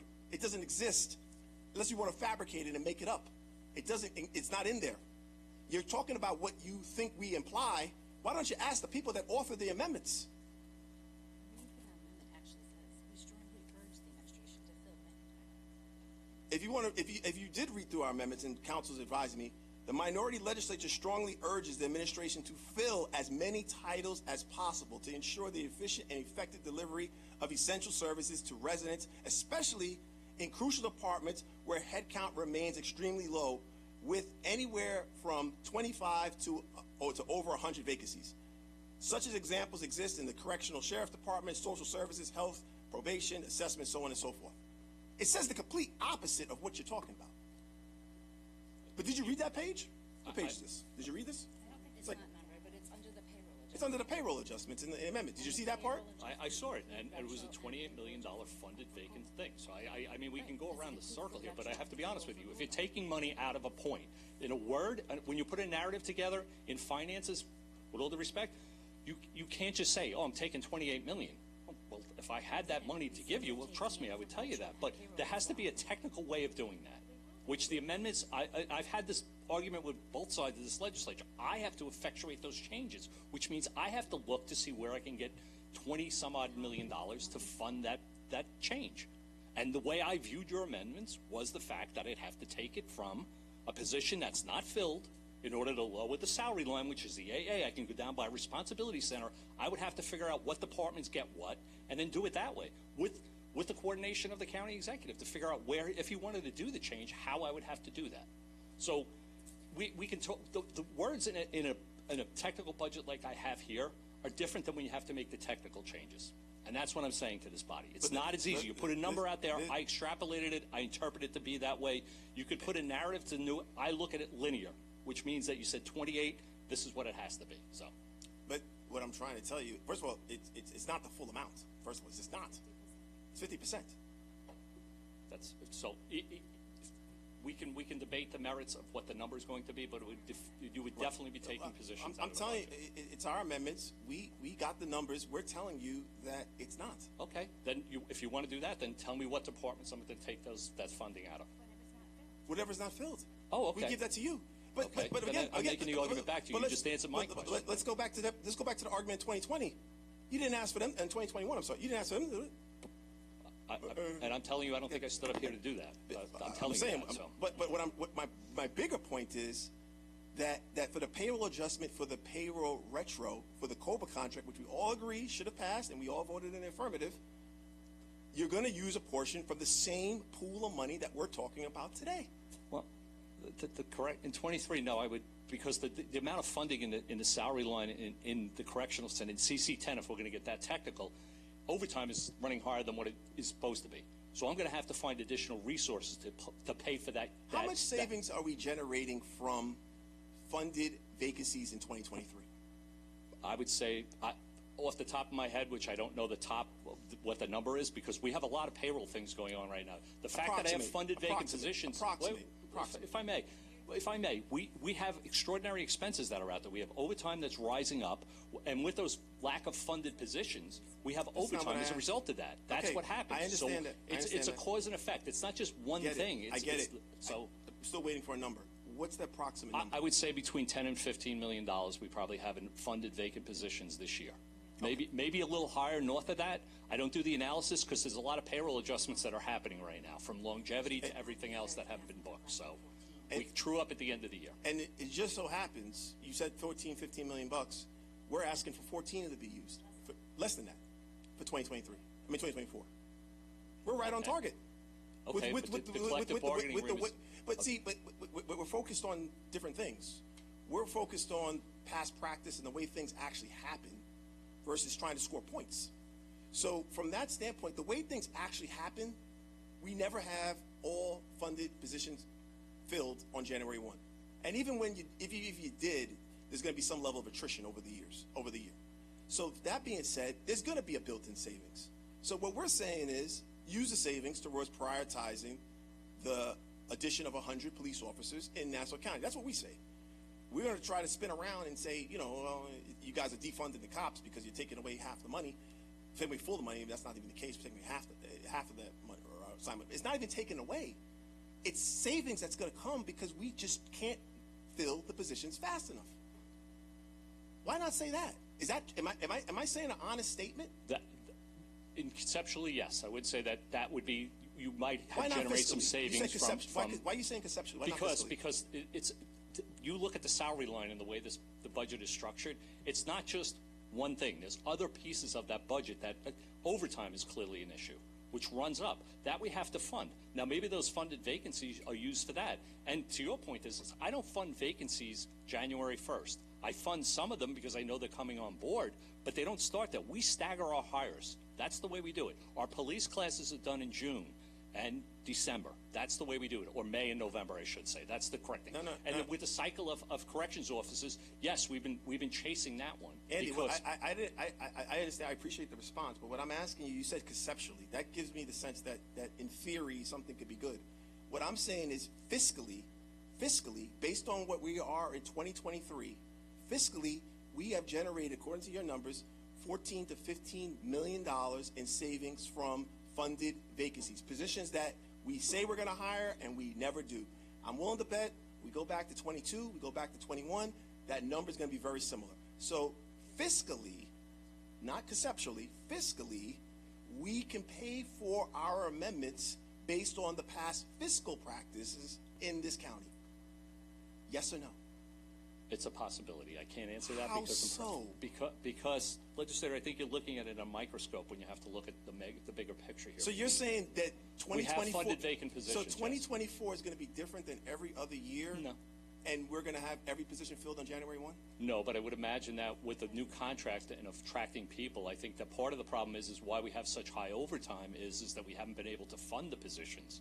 And I think with the new contract, I can tell you that from what I've been hearing is that we've made a more attractive offer to people, not only stay, not go to other municipalities, but we made it for them to say. So maybe my funded vacant positions will diminish, is what I'm thinking. And it has to, because I can't sustain the overtime that I'm incurring as a result of people not sitting in chairs. We have an overtime issue. That's the thing those vacancies fund. It's a balancing act. We pass contracts all the time. We do contracts. I mean, we still have funded vacancies. We do. So I mean, I've been here for a long time, so I kind of know that I remember we did DAI was in 2021, and we still have a ton of funded vacancies there. We did contracts a few years ago. I don't understand the rationale you're coming up with. I don't understand it. I'm going to tell you there are funded vacant positions in the budget, but those resources that we have for the funded vacant positions are used to fund other things as a result of that, which is overtime and everything else. I get that, but I get that, and that's always the case. That's but always going to be the case. I'm going based off of historical fiscal data that shows the opposite. That shows that every year there is a funded vacancy surplus. That there is money that is built in that every year that we can reprioritize towards things that maybe our side agrees that should be moving forward versus other things that maybe the administration does not. But that's all. That's Fair all. enough. That's all I have to say. Thank you. Legislator Ferretti. Thanks, Presiding Officer. And it sounds like you're coming from a good place, that your intent here is good. I think we all agree we want to increase the police. In fact, our amendment that we propose increases the police force as well. But it doesn't sound like that's the practical result of your amendments. We're hearing it from the budget director. So while your heart might have been in the right place, it's just not practically the result of your amendments. You talk about, Minority Leader just talked about retro pay. Andy, is retro pay relied upon in these amendments? And when you say amendments, The which Democrats' amendments, are the retro pay relied upon as a source of revenue to? I would say yes, And, if I read it correctly, and that'd okay. be my interpretation of it. And so. is that retro pay in the multi-year plan? Yes, it has to be. It rolls in, it goes from retro pay into regular earnings. That's how we model it. So in other words, you get the retro pay, and your salary goes up as a result of the collective bargaining agreement. We owe you back pay for wages that we've negotiated with you. So it's already accounted for in the multi-year Yes, plan, it correct? is. Well, So I've if- accounted for it. So if you look to take that money again in 2025 to fund a tax cut or something else, is it there? No. Okay. So again, that's not a recurring source of revenue, correct? I would say no. So It's that's a why, resource. with all due respect, Minority Leader, when you keep saying that this is the map that the Republicans took, I can't recall once proposing something, a cut, in which we did not substantiate it with recurring revenue in the out years. We did that each time we made a proposed amendment. So it's not the same thing. Additionally, again, an opportunity Legislator Abrahams had to talk, yet again did not address the interest issue, did not address the money that they did not account for with their amendments, which put the budget out of balance. Do you agree with that? I would say there's a potential risk that the budget is not balanced the way it's in the form it was presented. I'm asking specifically about the interest. Yes. I Is would there say- money that they did not account for in their amendments in interest that is a budget line that is not in their amendments? It's not Yes. accounted for. I didn't see it in the amendments. In the verbiage and the narrative, it didn't account for it, correct. Okay, thank you. Bond, we believe the interest that you're talking about, Legislator Ferretti, we didn't feel it was applicable. From our standpoint, sorry. Okay, it's good. I'm sorry. Oh, sorry. Yeah. So our perspective. Look, I'm gonna go back to what I said before, because we should probably move on. Oh, yeah. Go ahead, Delia. Is that okay? Yeah. You were next anyway, so. Thank you for recognizing me, Chair.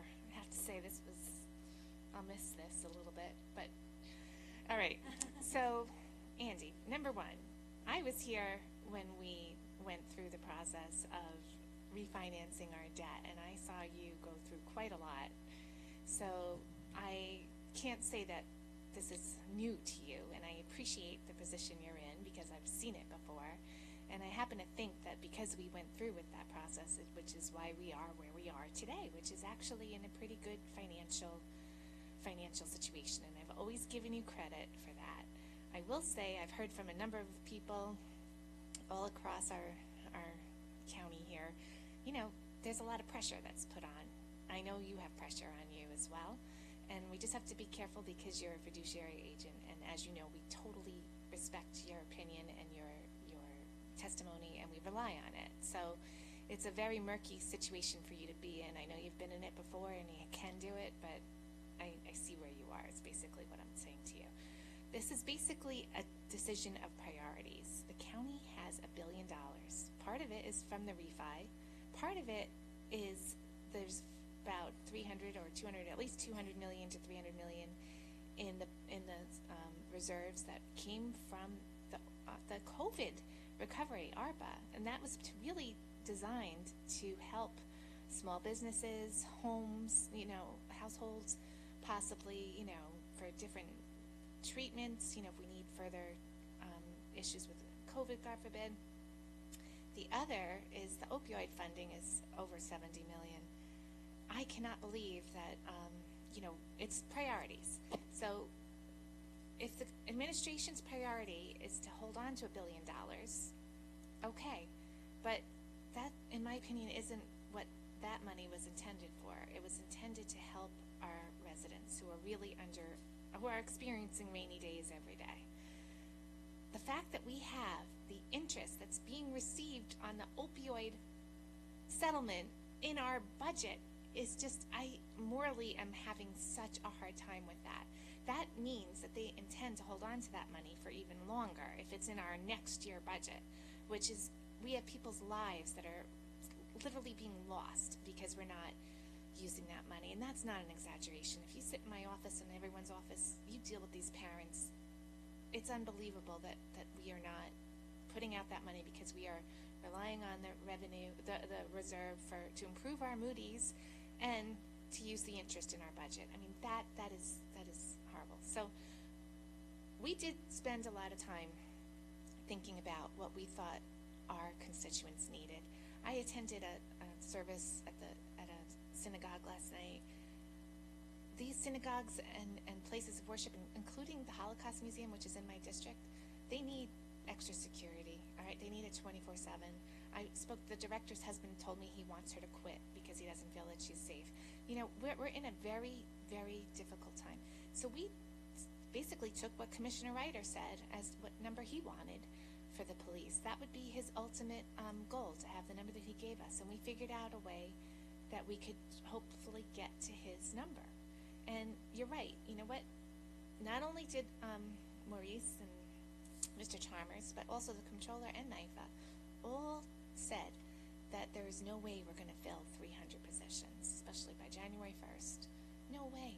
So we didn't want to take 300 positions. Trust me, we would never go down to the wire. I'm fiscally conservative, as are many of my constituents. So we came up with what we thought would be a reasonable number, which is half of that. Okay, half. What that would do is help hire police officers to the number that Commissioner Ryder said he would love to have. So that was his decision. That's what we're feeling from the community. So that's what we could do. Again, it would cut down on overtime as well. So I don't think it's fiscally irresponsible to hire these police officers. But again, it's a priority. Should we offer a tax break, which honestly was a political promise from this county executive? I think we should keep him to his promise and give him give our constituents a tax break. It's possible. It's, again, not risky, because what the money that we're using, rather than have the county hold on to it for rainy day, it could help our constituents with their rainy days. And not to continue on for too long, because I think most of it was said, but we're really listening to our constituents. And just getting back to the Robert's Rules, which, believe it or not, we have the brand new version right here. Our amendments were filed first, okay? And the reason that's important is normally that's how they should be called. And again, I understand this is not your privy, and I'm sorry to, but that is really what should happen. They were filed first. We have the dates. We have them stamped. The reason they should be filed first is because our amendments include a larger number of police officers being hired, which is what we want to do, along with the tax break. It does not take away anything from anyone. It increases the police by 100 people. The original proposal from the administration was only to hire 14. I'm sorry, only to hire 18 police officers. In the last week or so, my colleagues on the right added another 14. So now we're up to 32. So it's 100 with ours, 32 with theirs. It's still a win because they did increase it by 14, but that's still not the number that Commissioner Ryder wants. And it's still not the number that in my view, after touring the Holocaust Museum, which some of my legislators on the right did as well, you know, they heard the need. They know what it is. I mean, now's the time to stand up if you really believe that that is the need that the Holocaust Museum and other temples that everyone's been supportive in the last couple weeks. I ask you to support this because this would really help in that situation. This is a dire need right now.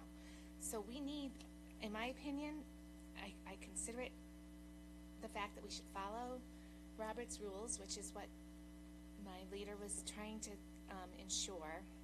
And it is important because if our amendment is called up first, we're talking about 100 cops. if our amendment is not called up first, they're only going to propose 18. And, the problem is they don't need us. So they can pass their amendment without us. So we get 18. Okay, great. And no tax cut to anybody. So that's a tough situation. So does it matter which amendment's called first? Absolutely does. It should be followed by the Robert Rules of Order. It should be it should be called by the date of filing. We have to follow the rules. Call our amendment first. It really makes a difference in that many cops, that many police officers. And don't think for a minute, if we hire more police officers, that's going to help with the detective situation. It could help with all of the police, okay? And again, it's urgent that we do it right now. So that's where we are. It's priorities. I respect you, Andy. I rely on you. You have a really important job, and it's beyond politics. You shouldn't be pulled into politics, and I'm sorry that you are sometimes. But it is what it is, and I think that ours, and we looked at this up and down. I would never support something that I thought either took away jobs or was fiscally irresponsible. This is not. We have a way to show it. The facts are in our amendment. It's half of half of the money that they don't anticipate that we would even use, even more than that, honestly, from if you look at the other offices. So I'm not going to go on other than everyone should really in this room think about the fact that we have $70 million in opioid funding sitting there that we're using to improve our Moody's rating and use our interest in our budget, which is already there. And everyone knows a family and a kid that needs that help. We can't get beds, and that's where it is. And that if you really look at what happened with the COVID recovery funding, it wasn't to put in government's, hold on for rainy day fund. It really wasn't. It was designed to help the constituents.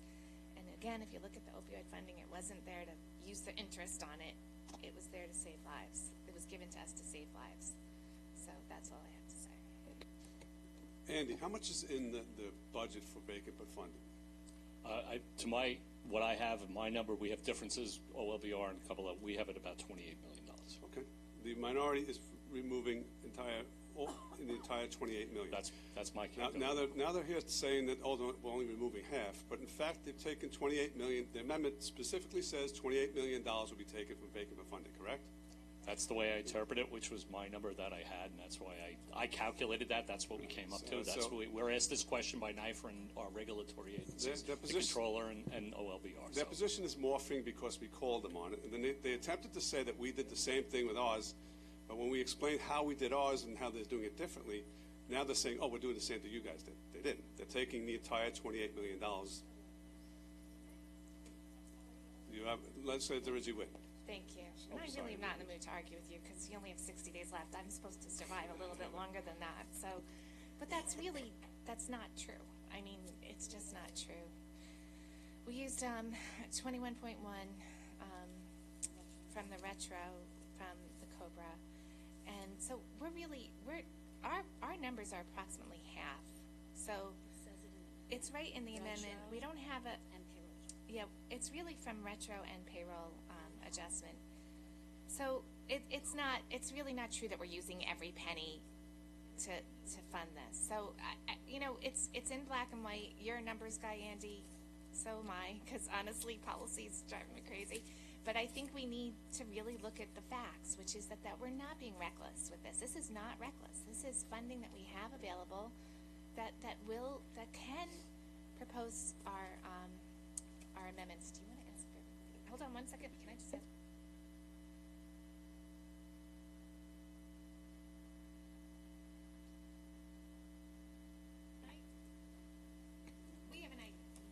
We have a proposal in the spirit of working together.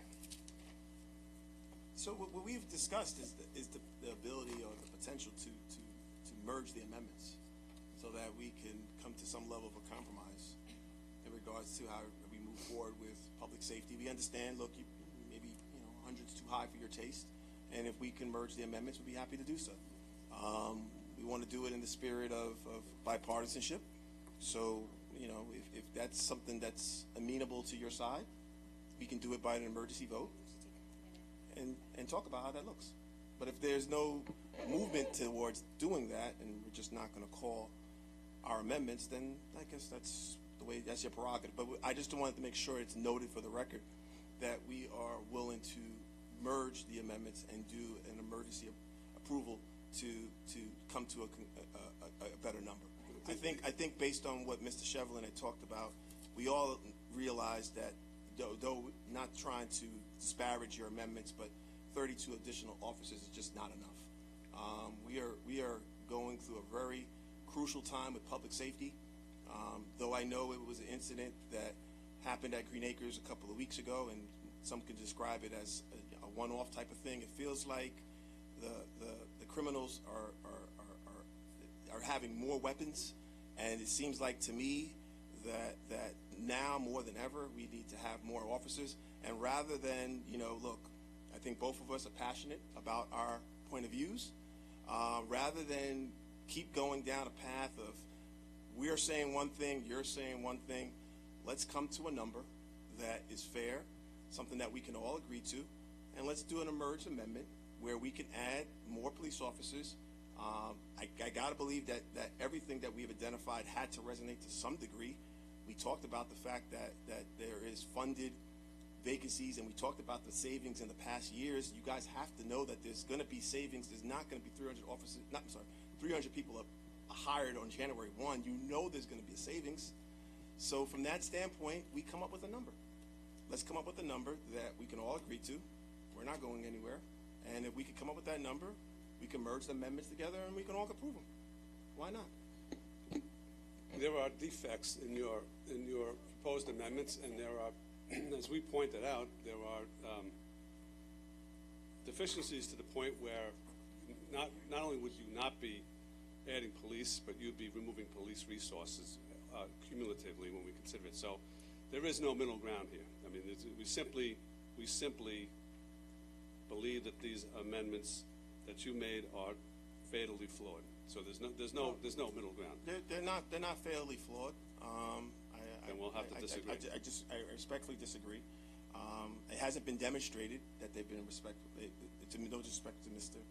Persich, but they haven't been respectfully disagreed there. We clarified every single point that you've made today. We made it very clear that we have used $9 million of $1 billion in reserves. But I guess if we're going to make the philosophical and the policy decision, that's why we would love to hear from somebody from the administration, that we got approximately $991 million sitting in reserves, but we're going to make a policy decision not to provide a $128 million tax decrease. If I'm making sure that I understand the numbers. So even with the $128 that we're proposing, which would be a $400 per household relief, we still will have an excess of $800 million. And we're making a policy decision as an institution, as a body, that residents don't deserve. Basically, that's what we're saying. Legislative Pillar. Rich. Regarding the point that Legislator Reggie Whitten said about the Holocaust Museum Center, they did share with me their concern. I communicated with the administration, and I know for sure they have coverage of policing from during the hours the center is open. So. Okay, if you think that's sufficient. Do any other legislators have questions for Andy Persick? Legislator Solage. Just again, I would just like to second some of the statements made by Legislator Abrahams with respect to the need for more officers, in addition to the need there at Green Acres, as we saw from last Monday. And I'm very glad that they apprehended the suspect in that shooting. There is also a need with respect to the growing UVS arena, where we are proposed to have a retail village of higher-end stores. And I do foresee the need to have additional police officers beyond what you have proposed. And so I asked to the chair, point of clarification per Robert Rules of Order, is there any way that we could please merge these amendments in order for just taxpayers just to receive the benefit of having bipartisan support? I heard Legislator Ferretti, you seem very reasonable in your remarks, and I appreciate that. And thank you to Legislator Phillip for inquiring if there is a need for additional resources. But we don't know what direction certain tensions internationally and locally things may go. And I again would second the proposal offered by Legislator Abrahams. This is we're not Democrats on the New York City Council asking to defund the police, and any sort of representation by the administration to label that as such is just political. I mean, just 1 week away from an election. We are clearly asking for more resources for our law enforcement. I mean, that is, that we're very distinct in that sense, and that should be commended. And so we're asking for a bipartisan support on this effort. And so if we could just take a brief second call, excuse me, it's not court, but if we could just please, ask our attorneys to come together to see if we can merge these proposals where, I think all taxpayers would win. Thank you. Thank you for those comments, and I think we'll move on. Thank you, Andy. Thank you, Thank Andy. you. Thank you, everybody. Ron Guerreri.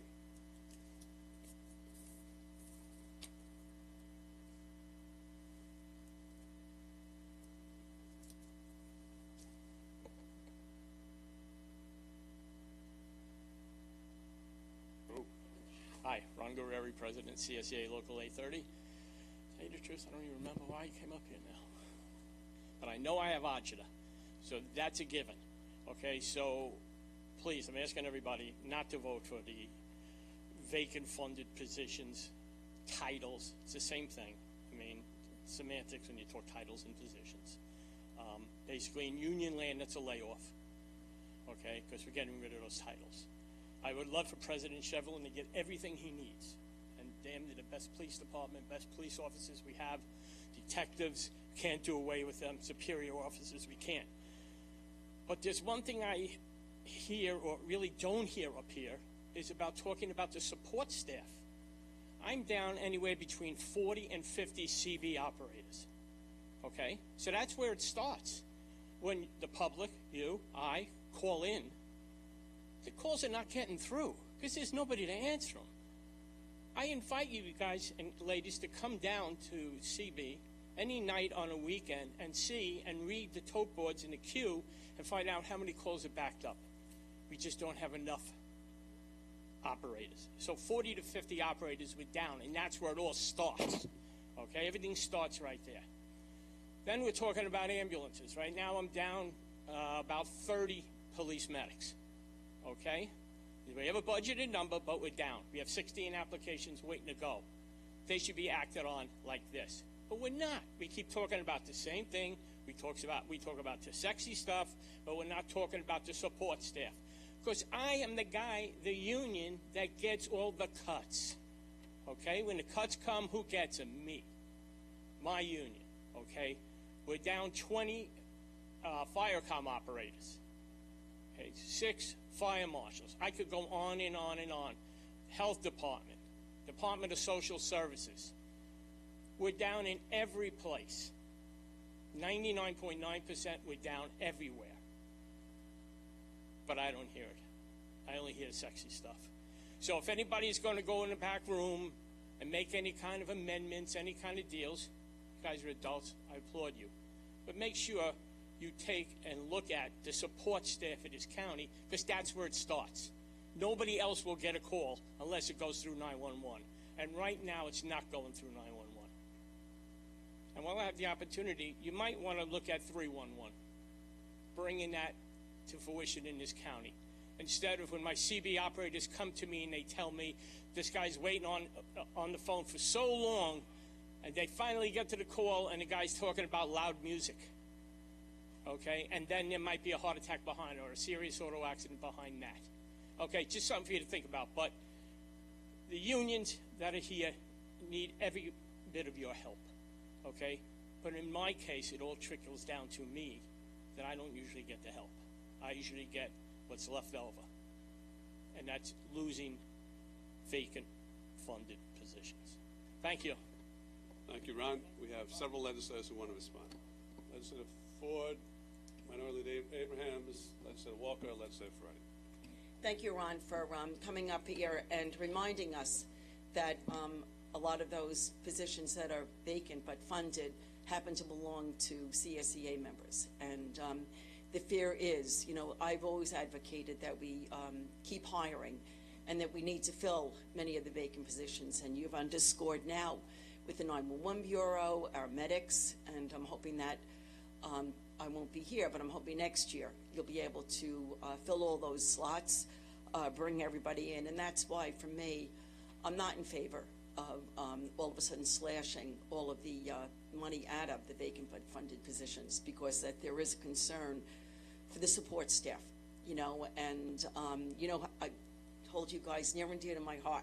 So, and you know what, I go back to, one of my big issues was the school crossing guards, how they went from a full-time position, then all of a sudden changes were made that they now were part-time and they were getting like $20 an hour. And thank you to everybody that worked together. We got them up to $30 an hour, but they were sacrificed many years ago when the county needed to balance their budget and come up with funding.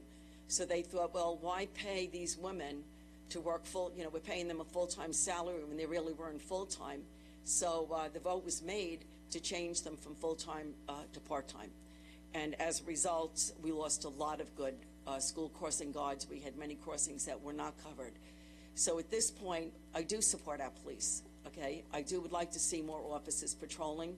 With the amendments that are being proposed by the majority, yes, we'll bring more in. And I firmly believe that next year, moving along through the year, as we see what is happening in the world with interest rates, with every other pressure that is around us, that I don't think that there would be any hesitancy on the part of the administration or this legislature that if it's needed, not only to augment the number of CSEA members, to also then, if an urgency is to bring more police officers in, that we would be able to hire them. I believe that in the budget, we would be able to work it out. So, but I think right now, as we look at our fine police officers, and I do support them, but you know what, there is another element, another group of people that are as important in our county, and that happens to be all of your members.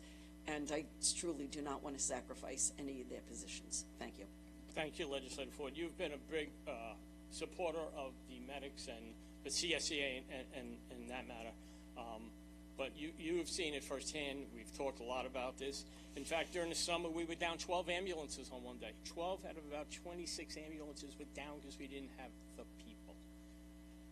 The guys are tired. They just can only work so much.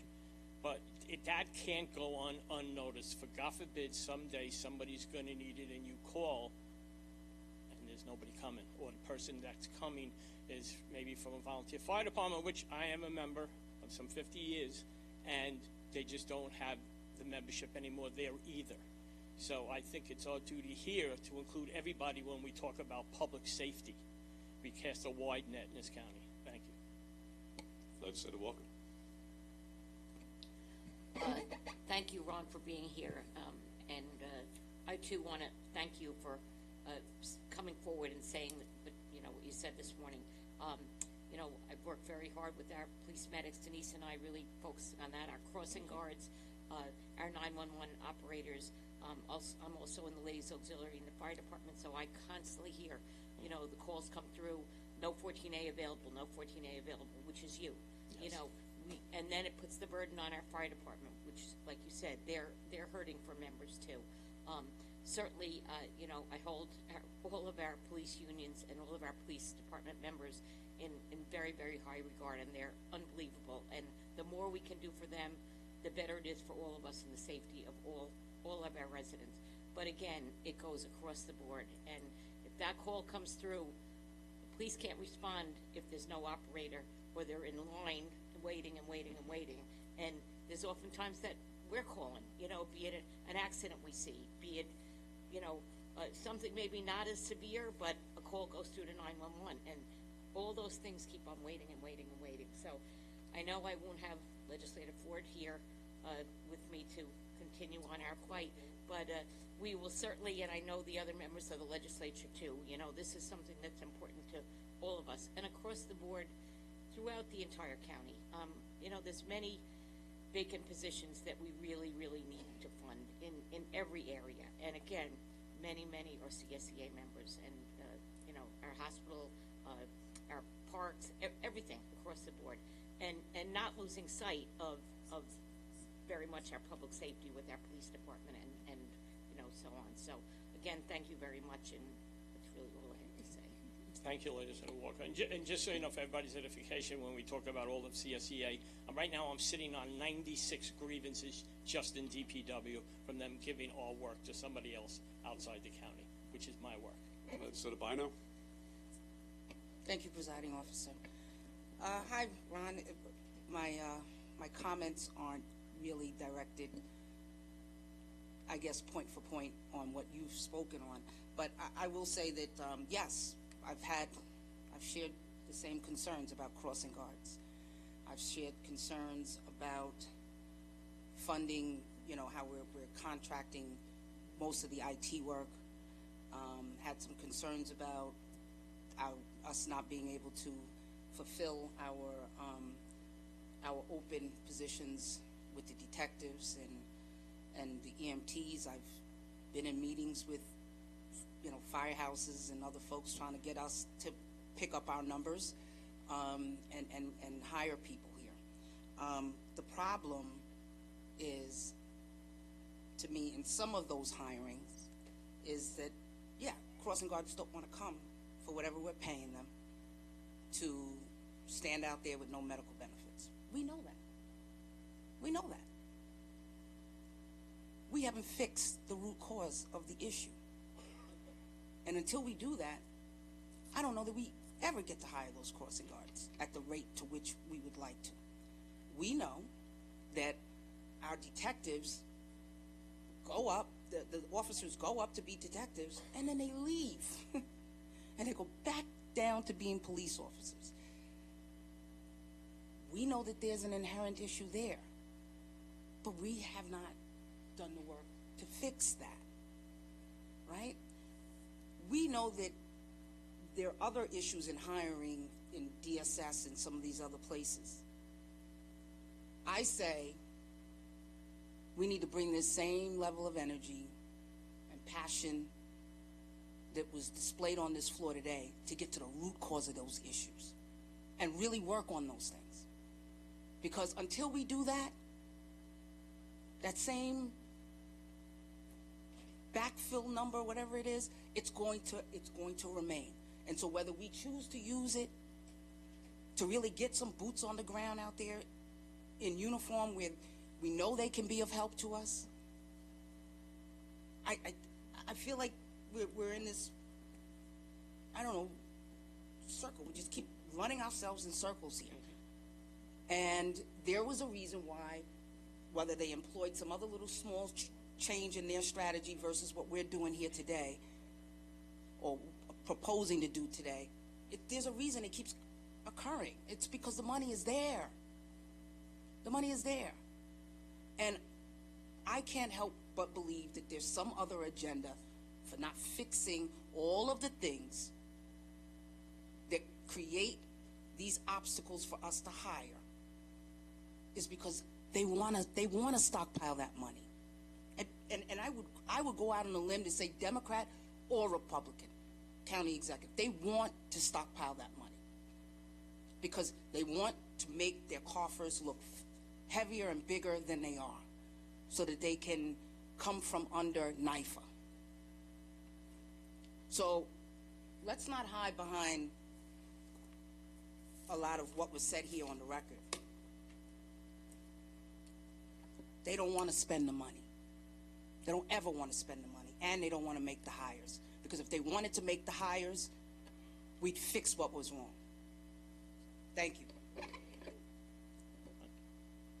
Minority Leader Abrahams and then Legislator Ferretti. Hey, Ron, how are you? Hi, come on. I mean, I respect you tremendously, and I understand everything that you're going through, and I think I couldn't agree with every point that Legislator Bino just made in regards to the funded vacancies. And I just wanted to make sure you knew, we are not calling for any position to be eliminated in your budget. I understand you look at it from that standpoint, but because the way Legislator Bino described it, there's an inherent funded salary savings every year. Shouldn't be the case, especially when we're talking about crossing guards and other vital positions in DSS and probation and so on and so forth. There should be an effort starting now, even before now, to make sure every position is filled on January 1. But as Legislator Bino described, and this is not a disparaging thing because we have a Republican county executive, it happened with Democrat county executives too. We have an inherent savings that's built in every single time. And just to make sure you understand, is that we are talking about that inherent savings. We know what it takes to be able to fill those positions on January 1. We know what it takes. It hasn't been demonstrated. We haven't seen it. It would have started probably going back to the middle, if not the beginning of this year, to ensure that those are going to be filled.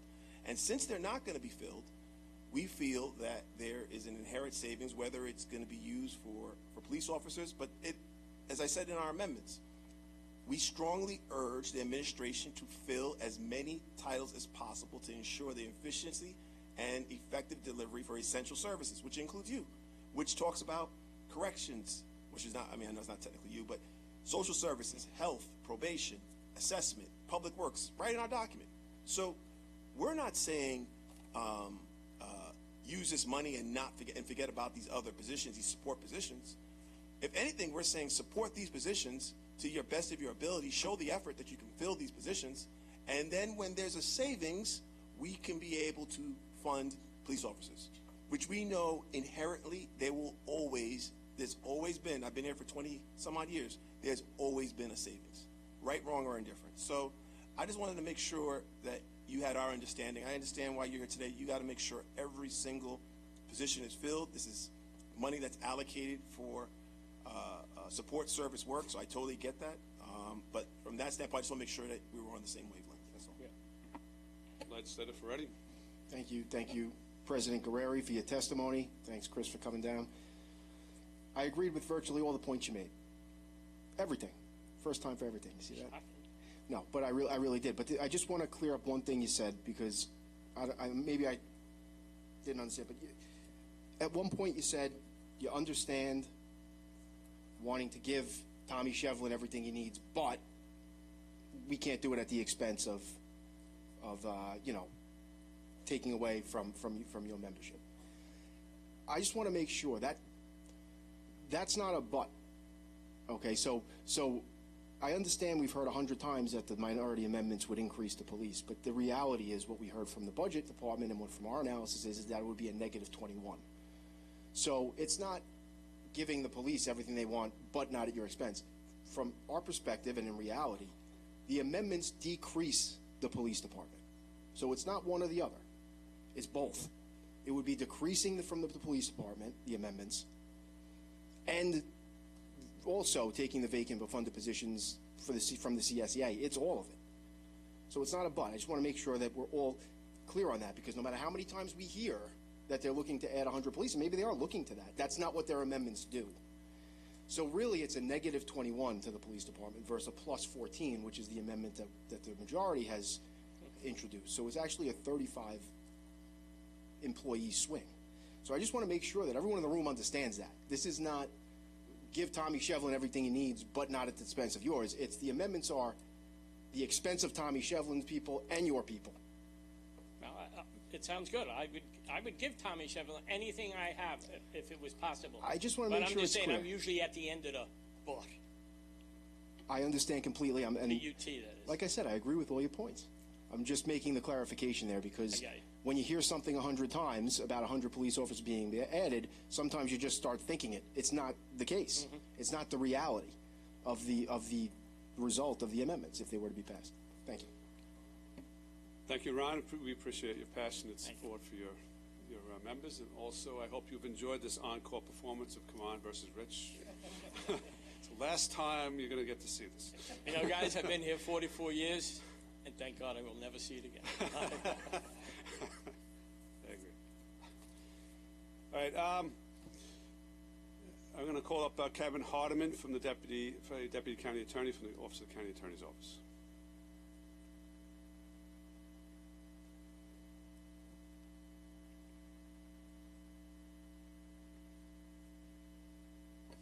Good afternoon, Kevin Hardiman from the County Attorney's Office. Afternoon, Mr. Hardiman. With regard to the Nassau County budget process, is it a requirement of the county charter and the New York State Public Authorities law that this legislature pass a budget and multi-year plan that balances expenses versus revenues? Yes, it is. And would the failure to do so run afoul of the charter and NIFA statute? It would run afoul of the charter and the NIFA statute, yes. Thank you. Any other questions?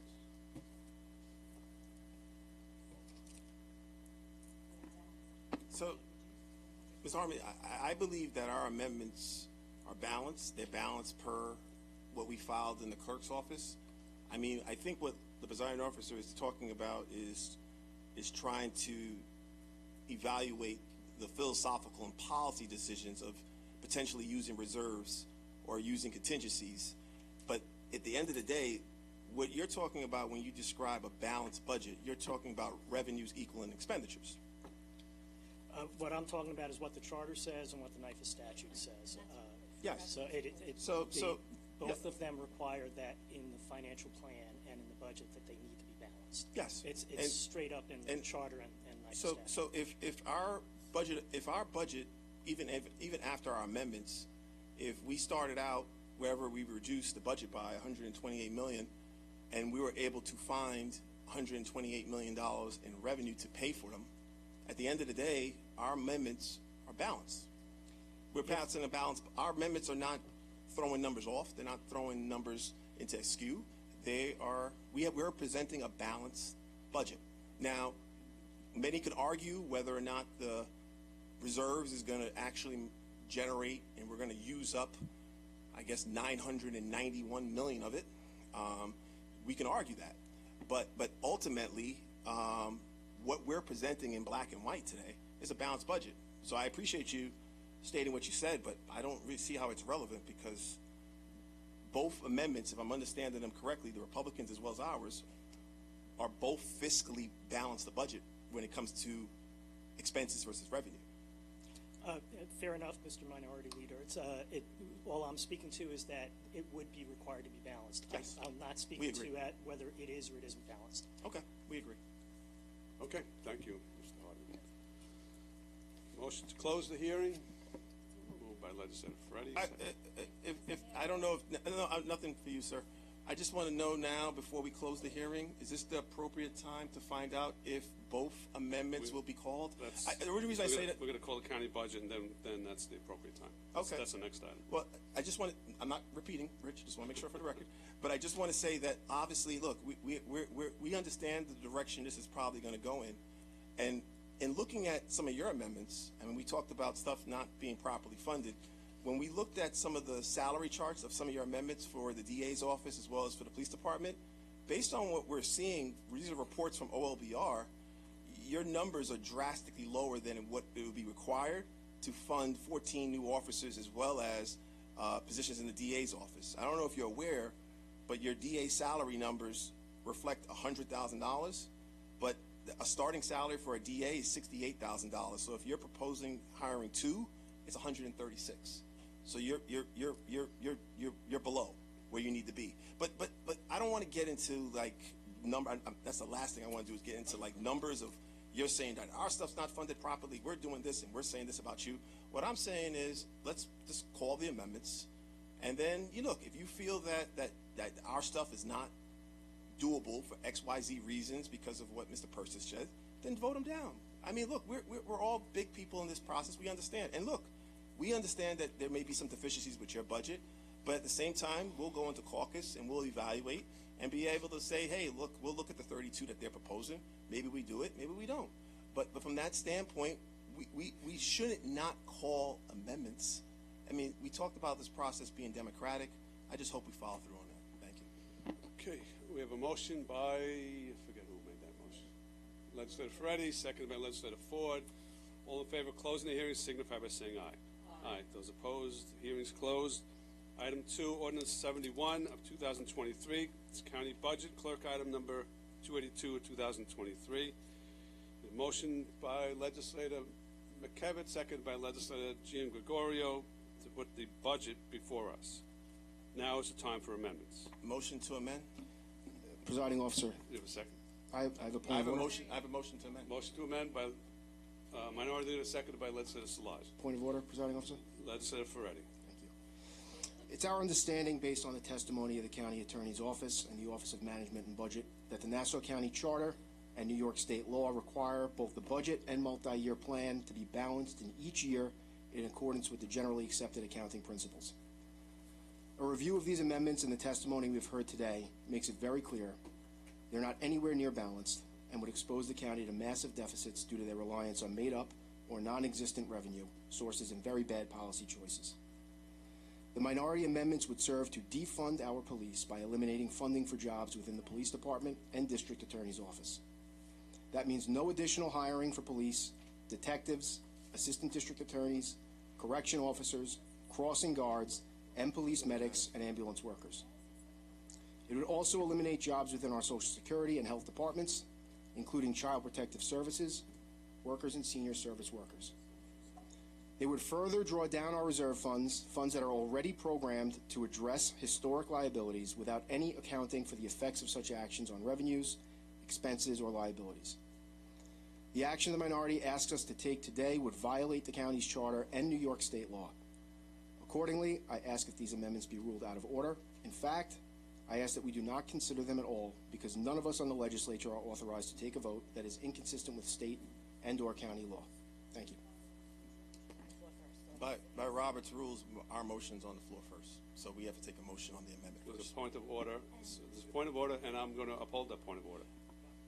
I mean, we can make up the rules as we want, but if the motion's on the floor, so the motion has to go either yes or no. Actually, the motion's out of order based on That's the not. points That's not. The bottom line is, from our standpoint, we can argue numbers back and forth. I just specified to you that you are allocating $100,000 in the DA line, of which $68,000 is a starting salary. Your budget is out of balance. So from that standpoint alone, you shouldn't support your own amendments because they create a deficit in the budget. It's clearly the case, but from our understanding, reading and looking at the particular amendments, our budget is sound. The numbers on the expenditure side equal the revenue side. And because of that alone, we should be able to vote on our amendments. We can discuss and debate whether or not you believe we should be using certain portions of the budget to be able to fund certain things. But I understand where this is going. You don't want to vote on the amendments because we're 8 days from an election, and you don't want to have the perception of voting against a tax decrease. I get that. Or cops. I get that. I totally get that. But I got to tell you, that's going to be the perception anyway, just because this didn't go forward. So why not do yourself a better service and decide to at least consider a merger of the amendments? That's the best. I'm just giving you some advice. That's the best way I would do, but obviously you're not going to do that. But we anticipated that this was going to happen. But from our standpoint, it's very clear. The county executive made promises during his campaign season. We feel that those promises should be made, especially with the county having $901 million in reserve. There is no reason why those amendments should not be able to go forward to generate that savings for everyday residents. Everyday residents deserve it. And for some reason, we're going to come up with some technical reason on the budget not being balanced. But look at our amendments. They're here in black and white. Expenditures equal revenue. NYFA every year I've been here, since NYFA's been here in 2000, every year I've been here, NYFA has said that counties' revenues don't equal their expenditures. And every year since I've been here, somehow, some way, we end up to balance the budget at the end of the year. Every single time. And what we're talking about up here is the same thing. They're saying that you guys are going to throw the budget out of whack, when that has never been the case at all. Every time we have demonstrated the county has demonstrated to provide a balanced budget, and they manage the budget through that process. And this is no different. So I truly believe that our amendments are balanced. I truly believe that we can fund 100 additional officers while at the same time provide a tax decrease for our residents. There's no reason why we can do that. Procedurally, we should vote for the amendments. Look, we understand there may only be 7 votes for our amendment and 12 against. In your case, that's okay. We understand. But let the process go forward. You can't use what Mr. Purchase said, because what Mr. Purchase said is invalid. He talked about the fact that we defunded 60 detectives. It's not implied, it's not said, it's not even recorded anywhere in the amendments. He talked about the fact that we're using the entire savings for funded vacancies. I can see how he makes that mistake, because if you don't read the actual amendment, it says that it's being used from funded vacancies, retro pay. It's talking about a whole bunch of categories. So if you try to just lump it all into one category, yeah, I can see how you can make that mistake.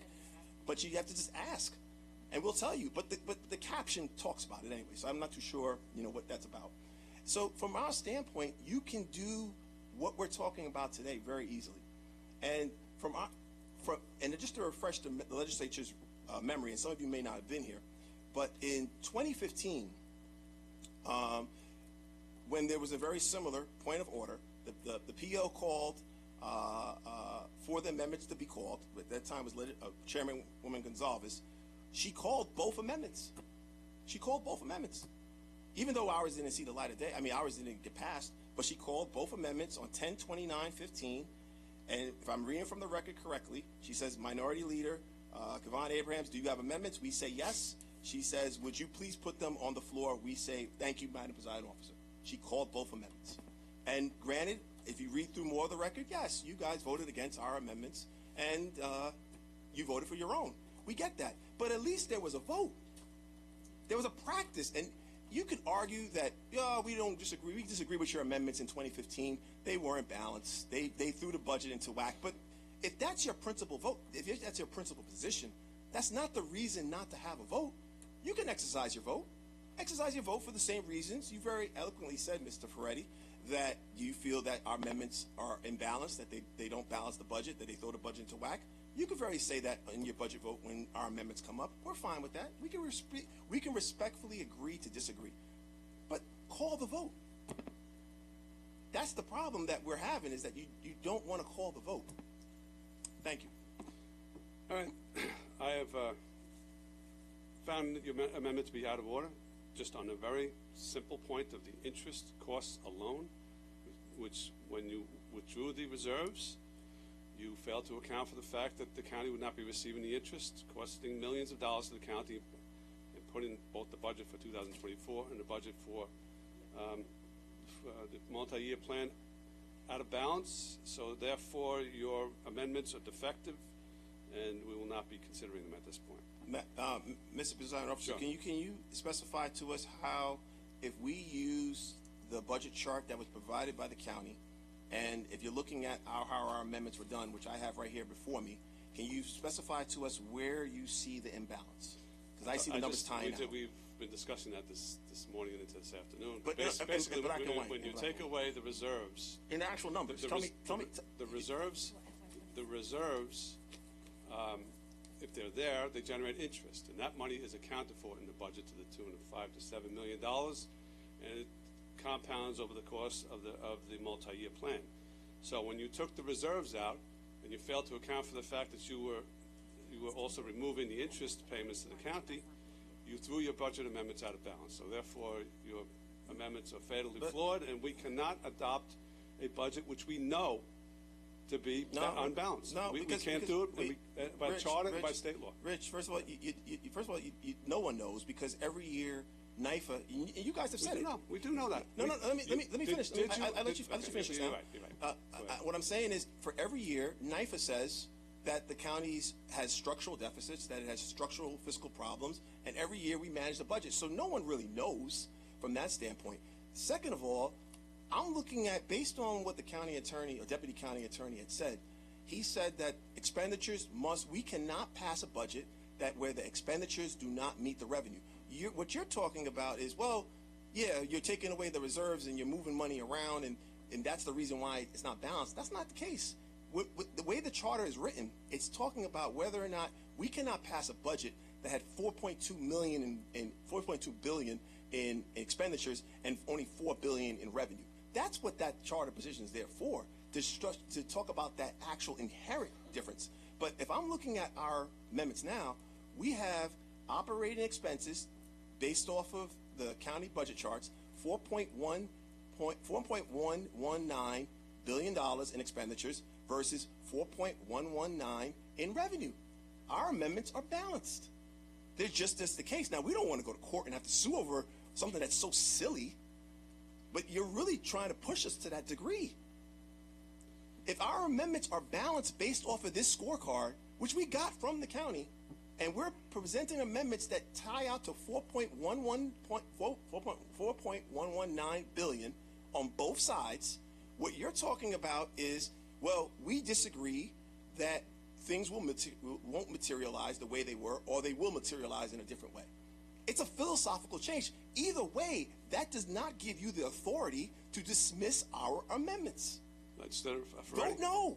Again, we're perfectly fine when you voted no. The issue is, when you first of all, you're not accounting for the out years, which I don't hear any defense that the out years are not balanced with non-recurring revenue that you have not accounted for. So there's no defense of that, which right off the bat violates the county charter and state law. Aside from that, the numbers you're holding up, the 4.2 versus the 4.2, you didn't remove the revenue for the interest from that 4.2. So that 4.2 is not accurate. That's the whole point. It's an error, but it's not balanced. Just because you hold up a piece of paper that says it's balanced, if it's not, it's not. And if it's not balanced, it violates the charter, it violates state law, whether you have it on a piece of paper or not. You didn't remove the interest as a projected revenue source, and you haven't yet said that I'm wrong when I'm saying that. Yeah, I'll say now to you are. So two things, Mr. Ferretti. One, when you guys did the same thing, you didn't remove the interest either. You didn't do the same thing. So we could go back and take a look, because we did the research. Two, the second point that I'm going to make to you is that, again, you're talking about issues that are separate and apart from what we're talking about in our interpretation of the charter. Now, if you want to go to court and validate this, we can. But I've been here for 20 years, so I don't really think there's a need. But I will tell you this, that what they're talking about, because we're going back to when the 90s of when the county would pass a budget or think about passing a budget where revenues don't meet expenditures. Our amendments do that. So there's no reason other than interpretation to vote or not call the amendments. Look, we understand that you don't support the amendments. Then exercise your vote to do so. Because either way, it's still going to get out that the amendments didn't pass that we put forward. That's why I don't understand. At least stand on your position to be able to say we didn't support them for X, Y, Z reasons. Everybody would support that. But it seems like to me you don't even want the vote to happen, which to me boggles the mind, because you give away your opportunity to explain your no vote. Just in response, to compare interest from a couple years ago is disingenuous, with all due respect. There was no interest. Ask any kid that's trying to get a mortgage right now what the interest rates are on mortgages. There was no interest. Okay, so that's being disingenuous. There's a sizable millions and millions of dollars that you did not account for. And I think when I asked you, you said, well, we didn't think it was applicable. That's what you said. Well, it is applicable, and it's in the budget, and you just ignored it. What we're saying, and it's illegal. No, it's not. What we're saying is that it wasn't applicable to balancing the budget. But ultimately, the same thing that happened when you did the very same thing. I mean, I'm just telling you what you did. I mean, maybe you don't want to hear it. When? What year? When you proposed your amendments in 2021. And what was the interest rate at that point? It doesn't matter. It does if it was zero. Okay. It wasn't zero. Come on, man. All right. Anyways, I mean, all right. we're just going to say things You've made your points. You made your points, and we're moving on. No. There's no moving on. The moving on is I have a motion on the floor for an amendment to be called. I called your motion out of order, so therefore there is no motion on the floor. So we're not calling it an amendment? No. We're moving on to the majority amendments. Legislator Gaylord, you have a... Well, I mean, we're moving on to the majority amendments. Then from point of order, based on the salaries that I just specified, your amendments don't add up either. No, It's not balanced. Well, I mean, I'm going to tell you right now. Well, look. 68. Rich, I'm going to tell you honestly. Look, it's noted in the salary charts. If you want to bring up somebody, we can. $68,000. Let's finish. $68,000 for each position in the DA's office. That's the starting salary. You have $100,000 allocated for 2 positions. All right. It's already out of whack. So you're making your point. You're challenging. You're making a point of order. Overruled. Overruled. Legislator Gaylor. Nice. Legislator Gaylor, go ahead. Yeah. You got to put the mic on. We'll take a break. We're going to break, sure. Thank you.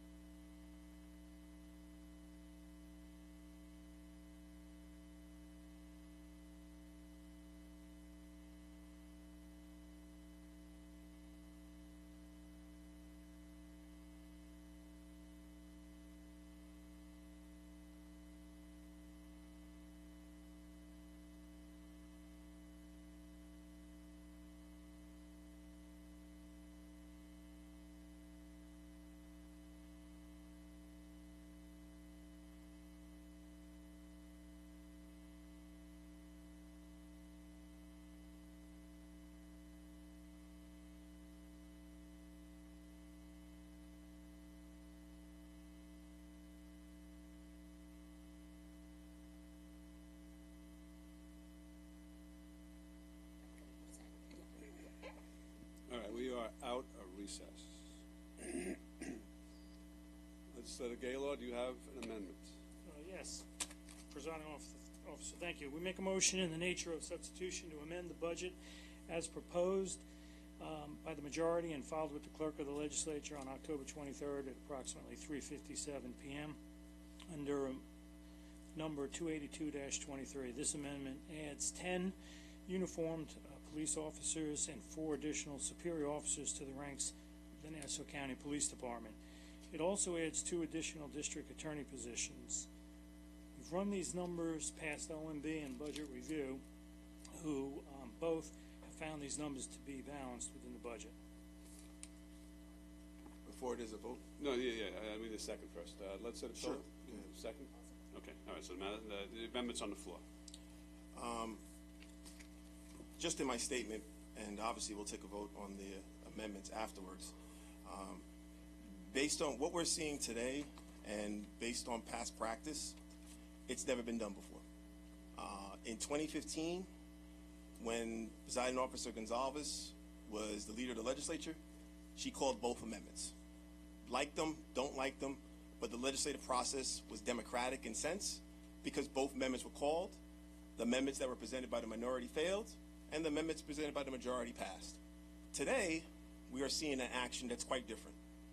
In an effort to shield members, we came up with some fake news, fake report, point of order that basically says, even though in black and white, numbers tie out, it basically says that we believe from a policy point of view that your numbers are not balanced. So therefore, in this particular measure, no matter what the minority ever passes, decides to amend the budget to, it will never see the light of day because there's this phony baloney procedural policy point of view that they're willing to present. All it is a tactic to shield members from taking a difficult vote. They don't want to take a difficult vote. A vote that votes against 100 additional police officers in this county and a vote that reduces the tax levy by $128 million to create $400 in relief for per household. That's what they don't want to do. They don't want to do that. So they're going to come up with a point of order and basically say it's imbalance. Well, folks, they can do that every single year whenever they want to take a difficult vote. So the question you have to ask yourselves is why they don't want to take the difficult vote. Why they don't want to see 100 additional police officers added to the budget. Why they don't want to see every resident in this county get a $400 tax relief. Why? It doesn't make any sense. It doesn't make any sense unless they know full well 8 days out from an election, they can't explain it. And that's the problem. They can't explain it. Instead, they're going to hide behind a fake news report, point of order, and talk about the fact that things are not balanced. Well, you can say that anytime. And Presiding Officer Gonzalez could have said that in 2015, but she didn't. She decided to have a democratic process go forward, and amendments were called and amendments failed. By your standard, what you're describing as establishing this precedent is that only one amendments can ever be called. Those are the majority. Because those in the minority, we're going to deem yours to be insufficient, no matter what. And I respect the fact that they think that our amendments could be deficient. I respect the fact. But still call the vote. Why wouldn't you call the vote? That's the problem, is that they're not even willing to allow the vote to be called. And I can't see how anyone could say that a process is democratic when you don't allow both sides to be heard. It just doesn't happen here in America. But maybe we live somewhere else. Maybe we're in some type of Avenger phantom zone and we're somewhere else. But the bottom line is it shouldn't and it can't exist in this country. Just vote them down. So I'm going to ask you again. We're willing to merge the amendments before Legislator Gaylord has the floor to present his. We're willing to merge the amendments and come to a compromise. Whether it's 50 cops, whatever the number is, we're willing to do it. We're willing to reduce, if you don't want to do the $400 per household, we're willing to do less. We're willing to work this out so that we can provide real relief. We can scrub through the numbers. We can spend some more time, hours if we need to. We can scrub through the numbers to make sure every single resident gets the relief they deserve, and every single resident can feel safe with public safety. And we can, if it's not 100 that we feel it should be warranted, then maybe it's less. But we're willing to do that. Is there anyone on that side that's willing to join us to be able to support that kind of amendment? Let's roll up our sleeves, let's get to work. We've already responded to that. Now we have the majority amendments on the floor. So I'm going to call for any discussion as to the majority amendments. Hearing none, I'm going to call for a vote on the majority amendments. All in favor signify by saying aye. Aye. Those opposed? We support. Okay. They pass unanimously. Now, the budget has been amended, so therefore, the amended budget has to be voted on. Any debate or discussion on the amended budget? All in favor of the amended budget signify by saying aye. Aye. Those opposed? The amended budget passes unanimously. Item 3, Ordinance 72 of 2023. Tax levy ordinance, clerk, item number 283. Need a motion and second on the tax levy ordinance. Who haven't I got? Legislator Schaefer makes that motion. Legislator Ford seconds it. Any debate or discussion on the tax levy ordinance? Hearing none, all in favor signify by saying aye. Aye. Those opposed, carries unanimously.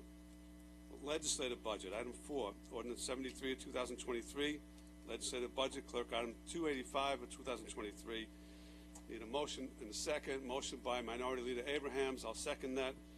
Any debate or discussion on the legislative budget? Hearing none. All in favor signify by saying aye. Aye. Those opposed, carries unanimously. Resolution 214 of 2023. It's number 5 of the calendar number. Multi-year plan. It's clerk item number 284, 2023. Motion and a second. We'll have Legislator Kennedy will make that motion. Seconded by Legislator Walker.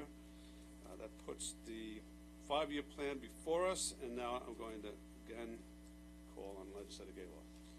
Thank you, Presiding Officer. I'd like to make a motion in the nature of substitution to amend the budget as proposed by the majority and filed with the clerk of the legislature on October 23rd under 284-23. This amendment carries through the changes proposed for the upcoming budget through the multi-year plan. Again, this amendment was run both through OMB and Budget Review, who found that the numbers were balanced. Okay, thank you very much. And a second from Legislator Phillip. Seconds that motion. So the amendment is now before us. Any discussion of the amendment to the four-year plan? Hearing none, I'll have a motion on the amendment. All in favor of the amendment signify by saying aye. Aye. Those opposed, the item's amended. Now on the resolution, the multi-year plan as amended. All in favor of the multi-year plan as amended signify by saying aye. Aye. Those opposed, carries unanimously. I make a motion to recess.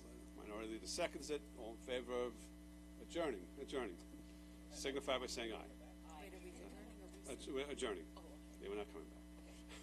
Thank you.